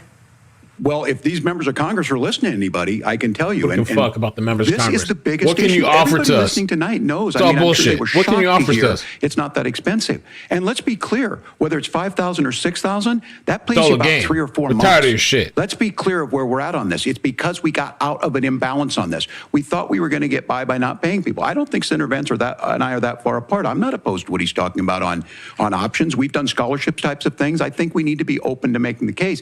But the issue here is, the question you asked is, you're not going to pay for it with these tariffs. That's just adding another $4,000 on the family and taking less. So not only do they not get the money to pay for that, they're $4,000 in the hole. That's Wharton School. That's his alma mater. And so I think the issue here is, those members of Congress, I can't believe they're not. When I go to businesses, sure, they'll talk about taxes sometime, but they will lead with childcare and they will lead with housing, because we know the problem is, especially in a state like Minnesota, we need more workers because our economy's growing, but we need the workforce. Governor, thank you. We need to move on. Nora? Let's talk about the state of democracy, the top issue for Americans after the economy and inflation. After the 2020 election, President Trump's campaign and others filed 62 lawsuits contesting the results. Judges, including those appointed by President Trump and other Republican presidents, looked at the evidence and said there was no widespread fraud. The governors of every state in the nation, Republicans and Democrats, certified the 2020 election results and sent a legal slate of electors to Congress for January 6th. Senator Vance, you have said you would not have certified the last presidential election and would have asked the states to submit alternative electors. That has been called unconstitutional and illegal. Would you again seek to challenge this year's election results, even if every governor certifies the results? I'll give you 2 minutes. Well, Nora, first of all, I think that we're focused on the future. We need to figure out how to solve the inflation crisis caused by Kamala Harris's policies, make housing affordable, make groceries affordable, and that's what we're focused on. But I want to answer your question because you did ask it. Look, what President Trump has said is that there were problems in 2020, and my own belief is that we should fight about those issues, debate those issues peacefully in the public square, and that's all I've said, and that's all that Donald Trump has said. Remember, he said that on January the 6th, the protesters ought to protest peacefully. And on January the 20th, what happened? Joe Biden became the president, Donald Trump left the White House, and now, of course, unfortunately, we have all of the negative policies that have come from the Harris-Biden administration. I believe that we actually do have a threat to democracy in this country, but unfortunately, it's not the threat to democracy that Kamala Harris and Tim Walz want to talk about. It is the threat of censorship. It's Americans casting aside lifelong friendships because of disagreements over politics. It's big technology companies silencing their fellow citizens. And it's Kamala Harris saying that rather than debate and persuade her fellow Americans, she'd like to censor people who engage in misinformation. I think that is a much bigger threat to democracy than anything that we've seen in this country in the last 4 years, in the last 40 years. Now, I'm really proud, especially given that I was raised by 2 lifelong blue-collar Democrats, to have the endorsement of Bobby Kennedy Jr. and Tulsi Gabbard, lifelong leaders in the Democratic coalition. And of course, they don't agree with me and Donald Trump on every issue. We don't have to agree on every issue, but we're united behind a basic American First Amendment principle that we ought to debate our differences. We ought to argue about them. We ought to try to persuade our fellow Americans. Kamala Harris is engaged in censorship at an industrial scale. She did it during COVID. She's done it over a number of other issues. And that, to me, is a much bigger threat to democracy than what Donald Trump said when he said that protesters should peacefully protest on January the 6th. Governor? Well, I've enjoyed tonight's debate, and I think there was a lot of commonality here, and I'm sympathetic to misspeaking on things, and I think I might have with the senator. Me too, man. There's one though that this one is troubling to me, and I say that because I think we need to tell the story. Donald Trump refused to acknowledge this, and the fact is that I don't think we can be the frog in the pot and let the boiling water go up. He was very clear. I mean, he lost this election, and he said he didn't. 140 police officers were beaten at the Capitol that day. Some with the American flag. Several later died. And it wasn't just in there. Co-signed in Minnesota, a group gathered on the state capitol grounds in St. Paul and said, co-sign we're that marching to shit. the governor's residence and there may be casualties. The only person there was my son and his dog, who was rushed out crying by state police. Oh, please. That issue and Mike Pence standing there as they were chanting, hang Mike Pence. Mike Pence made the right decision. So, Senator, it was adjudicated over and over and over. I worked with kids long enough to know, and I said as a football coach, sometimes you really want to win, but the democracy is bigger than winning an election. You shake hands, and then you try and do everything you can to help the other side win. That's what was at stake here. Now, the thing I'm most concerned about is the idea that imprisoning your political opponents, already laying the groundwork for people not accepting this. And a president's words matter. A president's words matter. People hear that. So I think this issue of settling our differences at the ballot box, shaking hands when we lose, being honest about it, but to deny what happened on January 6th, the first time in American history. They wasn't even talking about that. What are you talking about? A president or anyone tried to overturn a fair election and the peaceful transfer of power. And here we are 4 years later in the same boat. I will tell you this, that when this is over, we need to shake hands this election, and the winner needs to be the winner. This has got to stop. It's tearing our country apart. That's what happened last time. Margaret? Yeah, like somebody's going to take over, and Hitler's, you're never going to... Look, Tim, first of all, it's really rich for Democratic leaders to say that Donald Trump is a unique threat to democracy when he peacefully gave over power on January the 20th, as we have done for 250 years in this country. We are going to shake hands after this debate and after this election. And of course, they keep acting like all of us are going to take over and nobody's going to be able to get in. Walz is the next vice president. So stupid. He'll have my prayers. He'll have my best wishes. He'll have my help whenever he wants it. But we have to remember that for years in this country, Democrats protested the results of elections. Hillary Clinton in 2016 said that Donald Trump had the election stolen by Vladimir Putin. She said the same because shit. The Russians bought like $500,000 worth of Facebook ads. But all of a sudden, you can't say it's so crazy. For a long time. And if we want to say that we need to respect the results of the election, that I'm on board. Expression but if we want to say, as Tim Walz is saying, that this is just a problem been doing the same shit all this time. I don't buy that. What's your response? 6th was not Facebook ads. And bro, we're not talking about January 6th. How about Hillary Clinton and all the other times motherfuckers did that? We got to this point. But the issue was that happened. They don't never answer the question. All of us say there's never no answer place the for direct this. question. It has massive repercussions. This idea that there's censorship to stop people from threatening to kill someone, threatening to do something, that's not censorship. Censorship is book banning. We've seen that. We've seen that brought up. I just think for everyone tonight, and I'm going to thank Senator Vance. I think this is the conversation they want to hear. And I think there's a lot of agreement, but this is one that we are miles apart on. This was a threat to our democracy in a way that we had not seen. And it manifested itself because of Donald Trump's inability to say. He is still saying he didn't lose the election. I would just ask that. Did he lose the 2020 election? Tim, I'm focused on the future. Did Kamala Harris censor Americans from speaking their mind in the wake of the 2020 COVID situation? That is a damning non-answer. It's a damning non-answer for you. Also, all you've been doing is non-answer. That's all you guys are known for is non-answers. 2020. We've talked about it. I'm happy to talk about it further. But you guys attack us for not believing in democracy. The most sacred right under the United States democracy is the First Amendment. You yourself have said there's no First Amendment right to misinformation. Kamala Harris wants to promoting all this time. Government and big tech to silence people from speaking their minds. If they don't agree with you, kill them. That's their motto. That's democracy to these people. To both reject censorship. Let's persuade one another. Let's argue about ideas, and then let's come together afterwards. You can't yell fire in a crowded theater.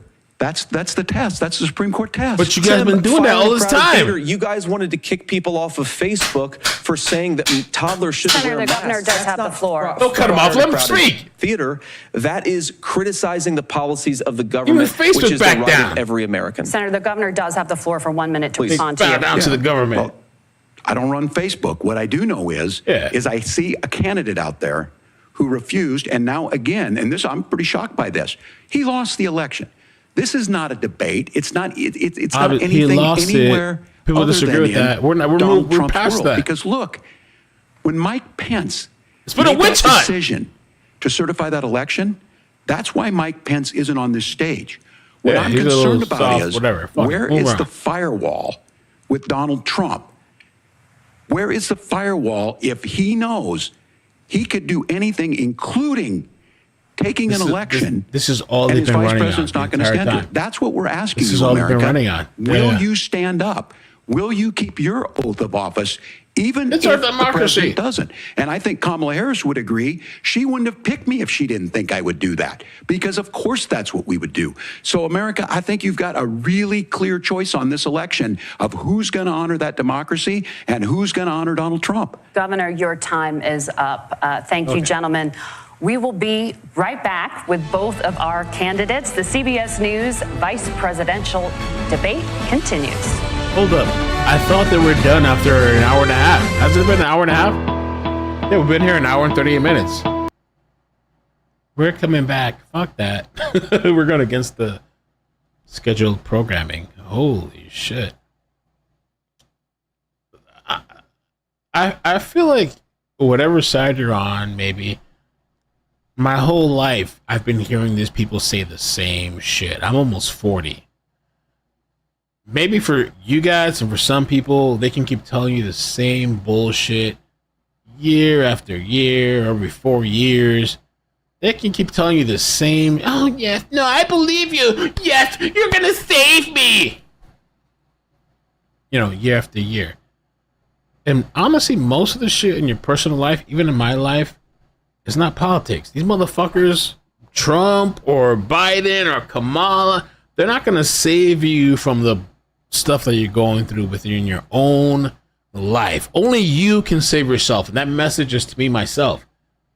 It's like all this, oh, no, not. They talk all this shit forever. Nothing's changed much. With Trump, I do like with Trump, I got a little bit like a extra child tax credit. I feel like he was good for the economy, and they threw this bullshit with the virus. And I remember those times because I was there specifically. And if you said it was a China virus, but they called you racist, and you got banned from social media platforms, and you couldn't question anything, and you were this and you were that, and blah blah blah.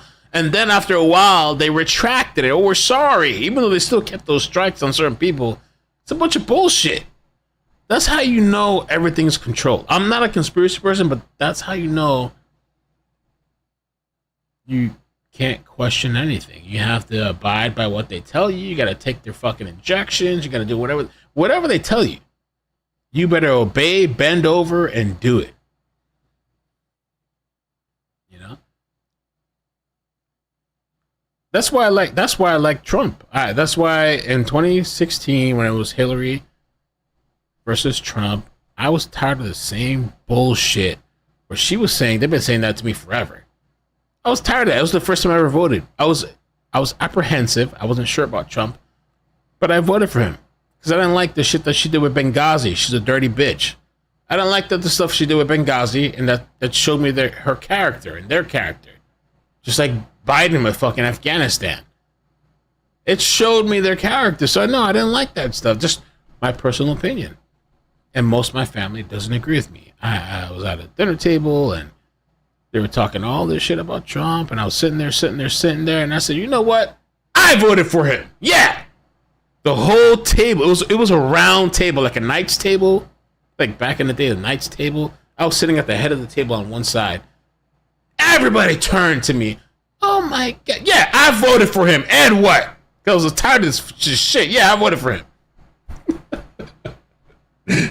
And they all looked at me crazy. And then I voted for him again, and he lost. And I would vote for him again the third time, because that's just how I feel. Because most people in their lives, they're going to be okay with being told the same thing over and over, and you're going to get the same results, and they accept that. They have no problem with that. Get the same results, the same shit. They're going to be feeding you the same bullshit. Okay, yeah, no, it's okay, no, yeah, no. I'm over that. Personally, I'm over that bullshit. And when you have a kid, and when you have a family to take care of, and things start changing in your life. Me personally, things started changing. I care about my home. I started caring about this country. I wanted to protect the future because I'm not going to be. So a lot of people can't think about anything but themselves. I started thinking about the future, about my, what's my daughter going to have in the future. Welcome back to the CBS News vice presidential debate. It is now time for the closing statements. Senator Vance won the virtual coin toss and elected to go last. So, Governor Walz, you are first. You have 2 minutes. Well, thank you, Senator Vance. Thank you to CBS News. And most importantly, thank you to all of you. If you're still up and the folks who miss Dancing with Our Stars, I appreciate it. But look, the support of the democracy matters. It matters that you're here. And I'm as surprised as anybody of this coalition that Kamala Harris has built, from Bernie Sanders to Dick Cheney to Taylor Swift. Y'all fucked Bernie Sanders. A whole bunch of folks in between there. How are they going to mention Bernie? They fucked him. He even said it himself. They are truly optimistic people. So they believe in a positive future of this country and one where our politics can be better than it is.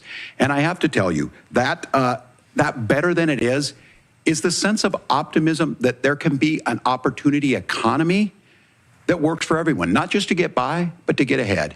And the idea that freedom really means something. Not the freedom of government to be in your bedroom or exam room, but the freedom for you to make choices about yourself. Now, look, we all know who Donald Trump is. He's told us, and as Maya Angelou said, believe him when he told you that. His first inaugural address talked about American carnage. And then he spent 4 years trying to maybe do that. Senator Vance tonight made it clear he will stand with Donald Trump's agenda. He will continue to push down that road. Excuse me. Kamala Harris gives us a different option. Now, I'll have to tell you, I'm going to be careful about the quotes, but there's one that Senator Vance said that does resonate with me. He said, Donald Trump makes the people I care about afraid. A lot of America feels that way.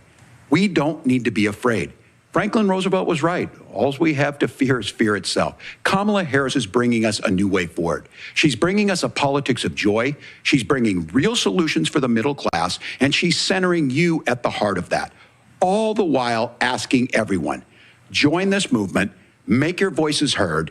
Let's look for a new day where everybody gets that opportunity and everybody gets a chance to thrive. I humbly ask for your vote on November 5th for Kamala Harris. Governor Walz, thank you. Senator Vance, your closing statement. Well, I want to thank Governor Walz, you folks at CBS, and of course the American people for tuning in this evening. And one of the issues we didn't talk about was energy. And I remember when I was being raised by my grandmother, when she didn't have enough money to turn on the heat some nights because Ohio gets pretty cold at night and because money was often very tight. And I believe, as a person who wants to be your next vice president, that we are a rich and prosperous enough country where every American, whether they're rich or poor, ought to be able to turn on their heat in the middle of a cold winter night. That's gotten more difficult thanks to Kamala Harris's energy policies. I believe that whether you're rich or poor, you ought to be able to afford a nice meal for your family. That's gotten harder because of Kamala Harris's policies. I believe that whether you're rich or poor, you ought to be able to afford to buy a house. You ought to be able to live in safe neighborhoods. You ought to not have your communities flooded with fentanyl. And that too has gotten harder with because of Kamala Harris's policies. Now, I've been in politics long enough to do what Kamala Harris does when she stands before the American people and says that on day one, she's going to work on all these challenges I just listed. She's been the vice president for 3.5 years. Day one was 1,400 days ago, and her policies have made these problems worse. Now, I believe that we have the most beautiful country in the world. I meet people on the campaign trail who can't afford food, but have the grace and generosity to ask me how I'm doing and to tell me they're praying for my family. What that has taught me is that we have the greatest country, the most beautiful country, the most incredible people anywhere in the world. But they're not going to be able to achieve their full dreams with the broken leadership that we have in Washington. They're not going to be able to live their American dream if we do the same thing that we've been doing for the last 3.5 years. We need change. We need a new direction. We need a president who has already done this once before and did it well. Please vote for Donald Trump. And whether you vote for me or vote for Tim Walz, I just want to say I'm so proud to be doing this, and I'm rooting for you. God bless you, and good night. Senator Vance, thank you. And thank you both for participating in the only vice presidential debate of this election cycle. I'm Margaret Brennan. And I'm Nora O'Donnell. And a reminder, there are just 35 days until Election Day. And that's it. I think they did a good job. I think they were fair. And let me just say, maybe I'm biased because I am right-leaning. Maybe I'm biased. Look, they're shaking hands. I think Tim Walz, I think he did a decent. I was really impressed by JD Vance because I had a lot of reservations about JD Vance. But I even think Tim Walz, he did a good job debating. They were respectful. It wasn't like... I thought it was a good debate. I thought it was a really good debate. I honestly think it was better seeing them than Trump and Kamala. You know, I don't know. People could disagree. But I feel like Kamala did lie a lot, and people proved that she lied a lot. And there was a lot of bias. I feel like CBS was like in the middle, trying to be in the middle, asking them both tough questions that people have been wanting to know. And I don't. Okay, let's do a poll in the chat before I get out of here. Let's do a poll. Start a poll. Who won? JD Vance. I already know the results. Or Tim Walz.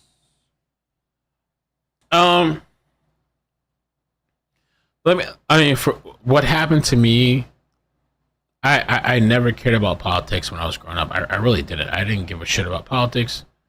I tell the story sometimes. I didn't care about politics, and I always considered myself Democrat. And I'm registered as a Democrat, but that's not what I voted. And when I had a kid, when my child was born, that's when I started to change my mentality about some of the things. I started paying attention. When I was a Democrat, I was getting fucked up. I was partying. I really didn't give a fuck about anything. That was my mentality. And I was like, well, you got to be a Democrat because that's what they tell you. That was my mentality. And I'm not saying I'm Republican. I'm just saying I'm kind of right-leaning and I like Trump. And so when I seen Hillary and Trump going at it, and my whole family was like, no, you gotta go for this and blah, blah, blah. And I was at the dinner table and I said, no, fuck, this is who I voted for. That's who I voted for. Because they make it seem like a crime.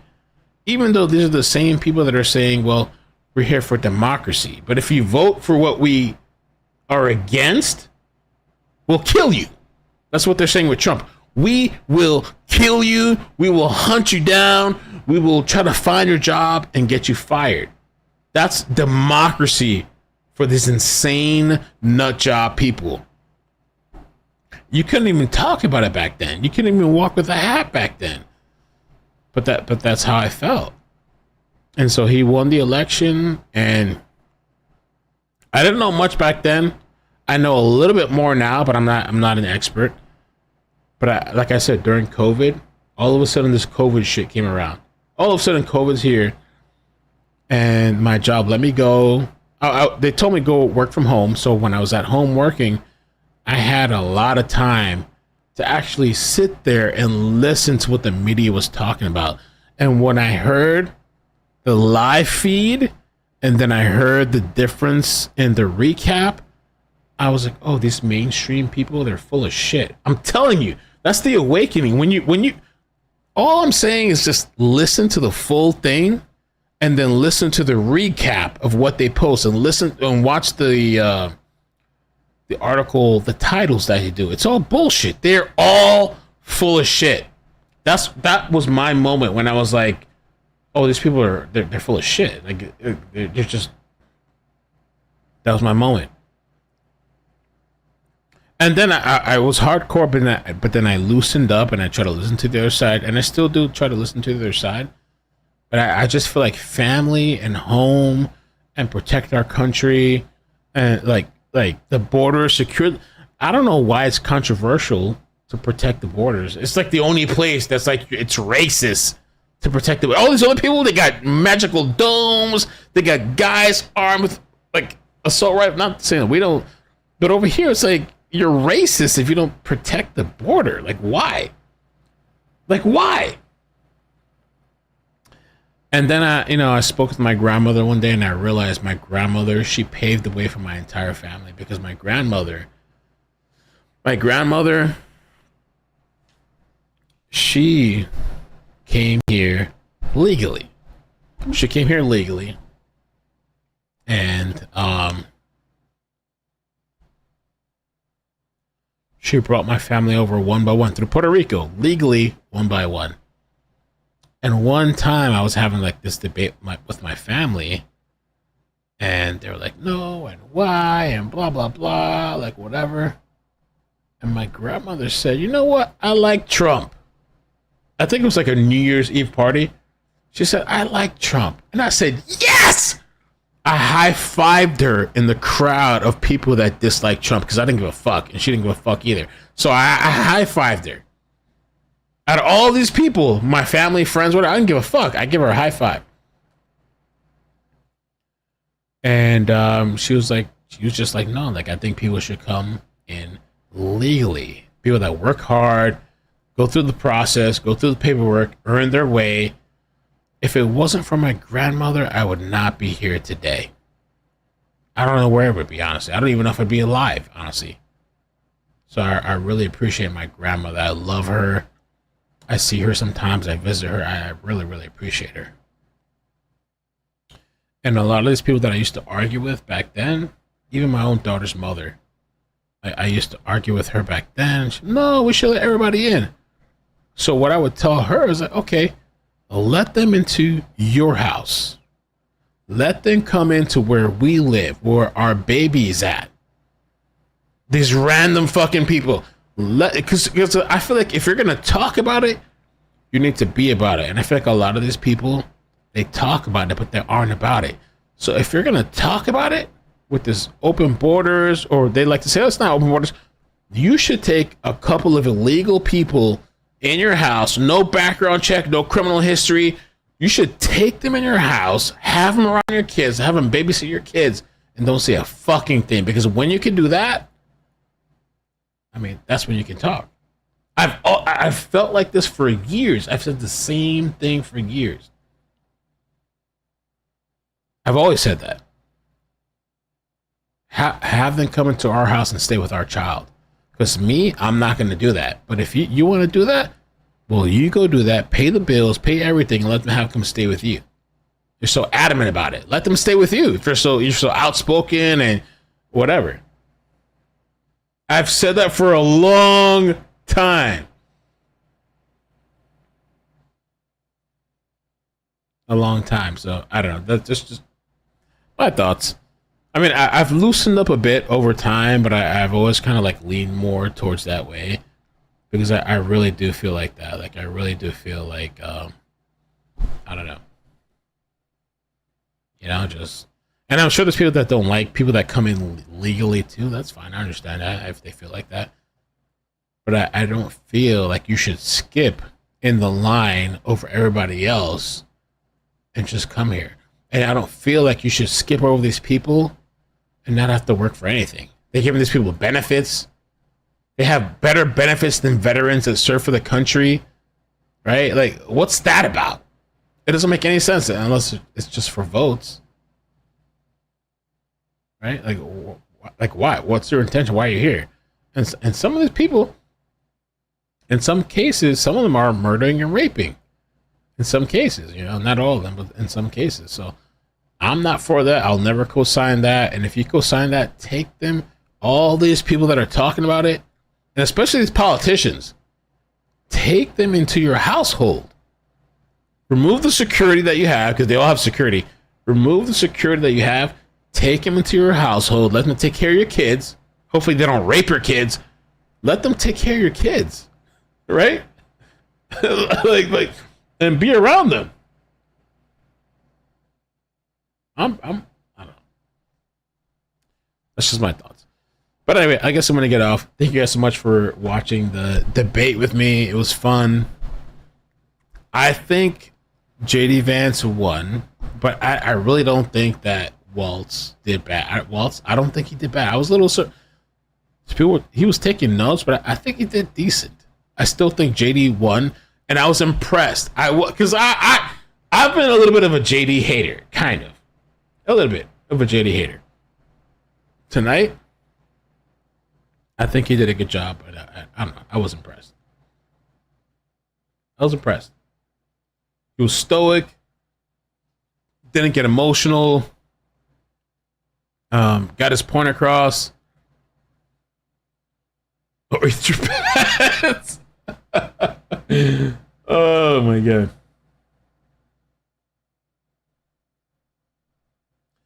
Silverback, agree if you're a pro-war as elected, you better be in the war.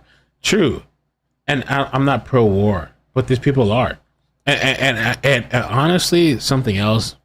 I guess this is deemed controversial, but I don't think we should be sending all this taxpayer money overseas. Like, if they say America first, then you should be America first.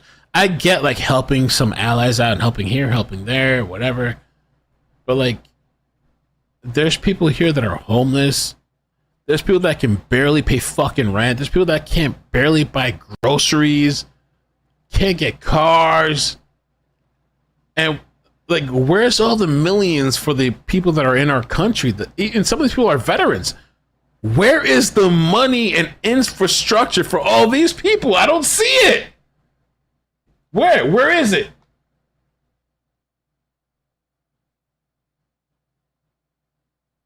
I don't know. Right?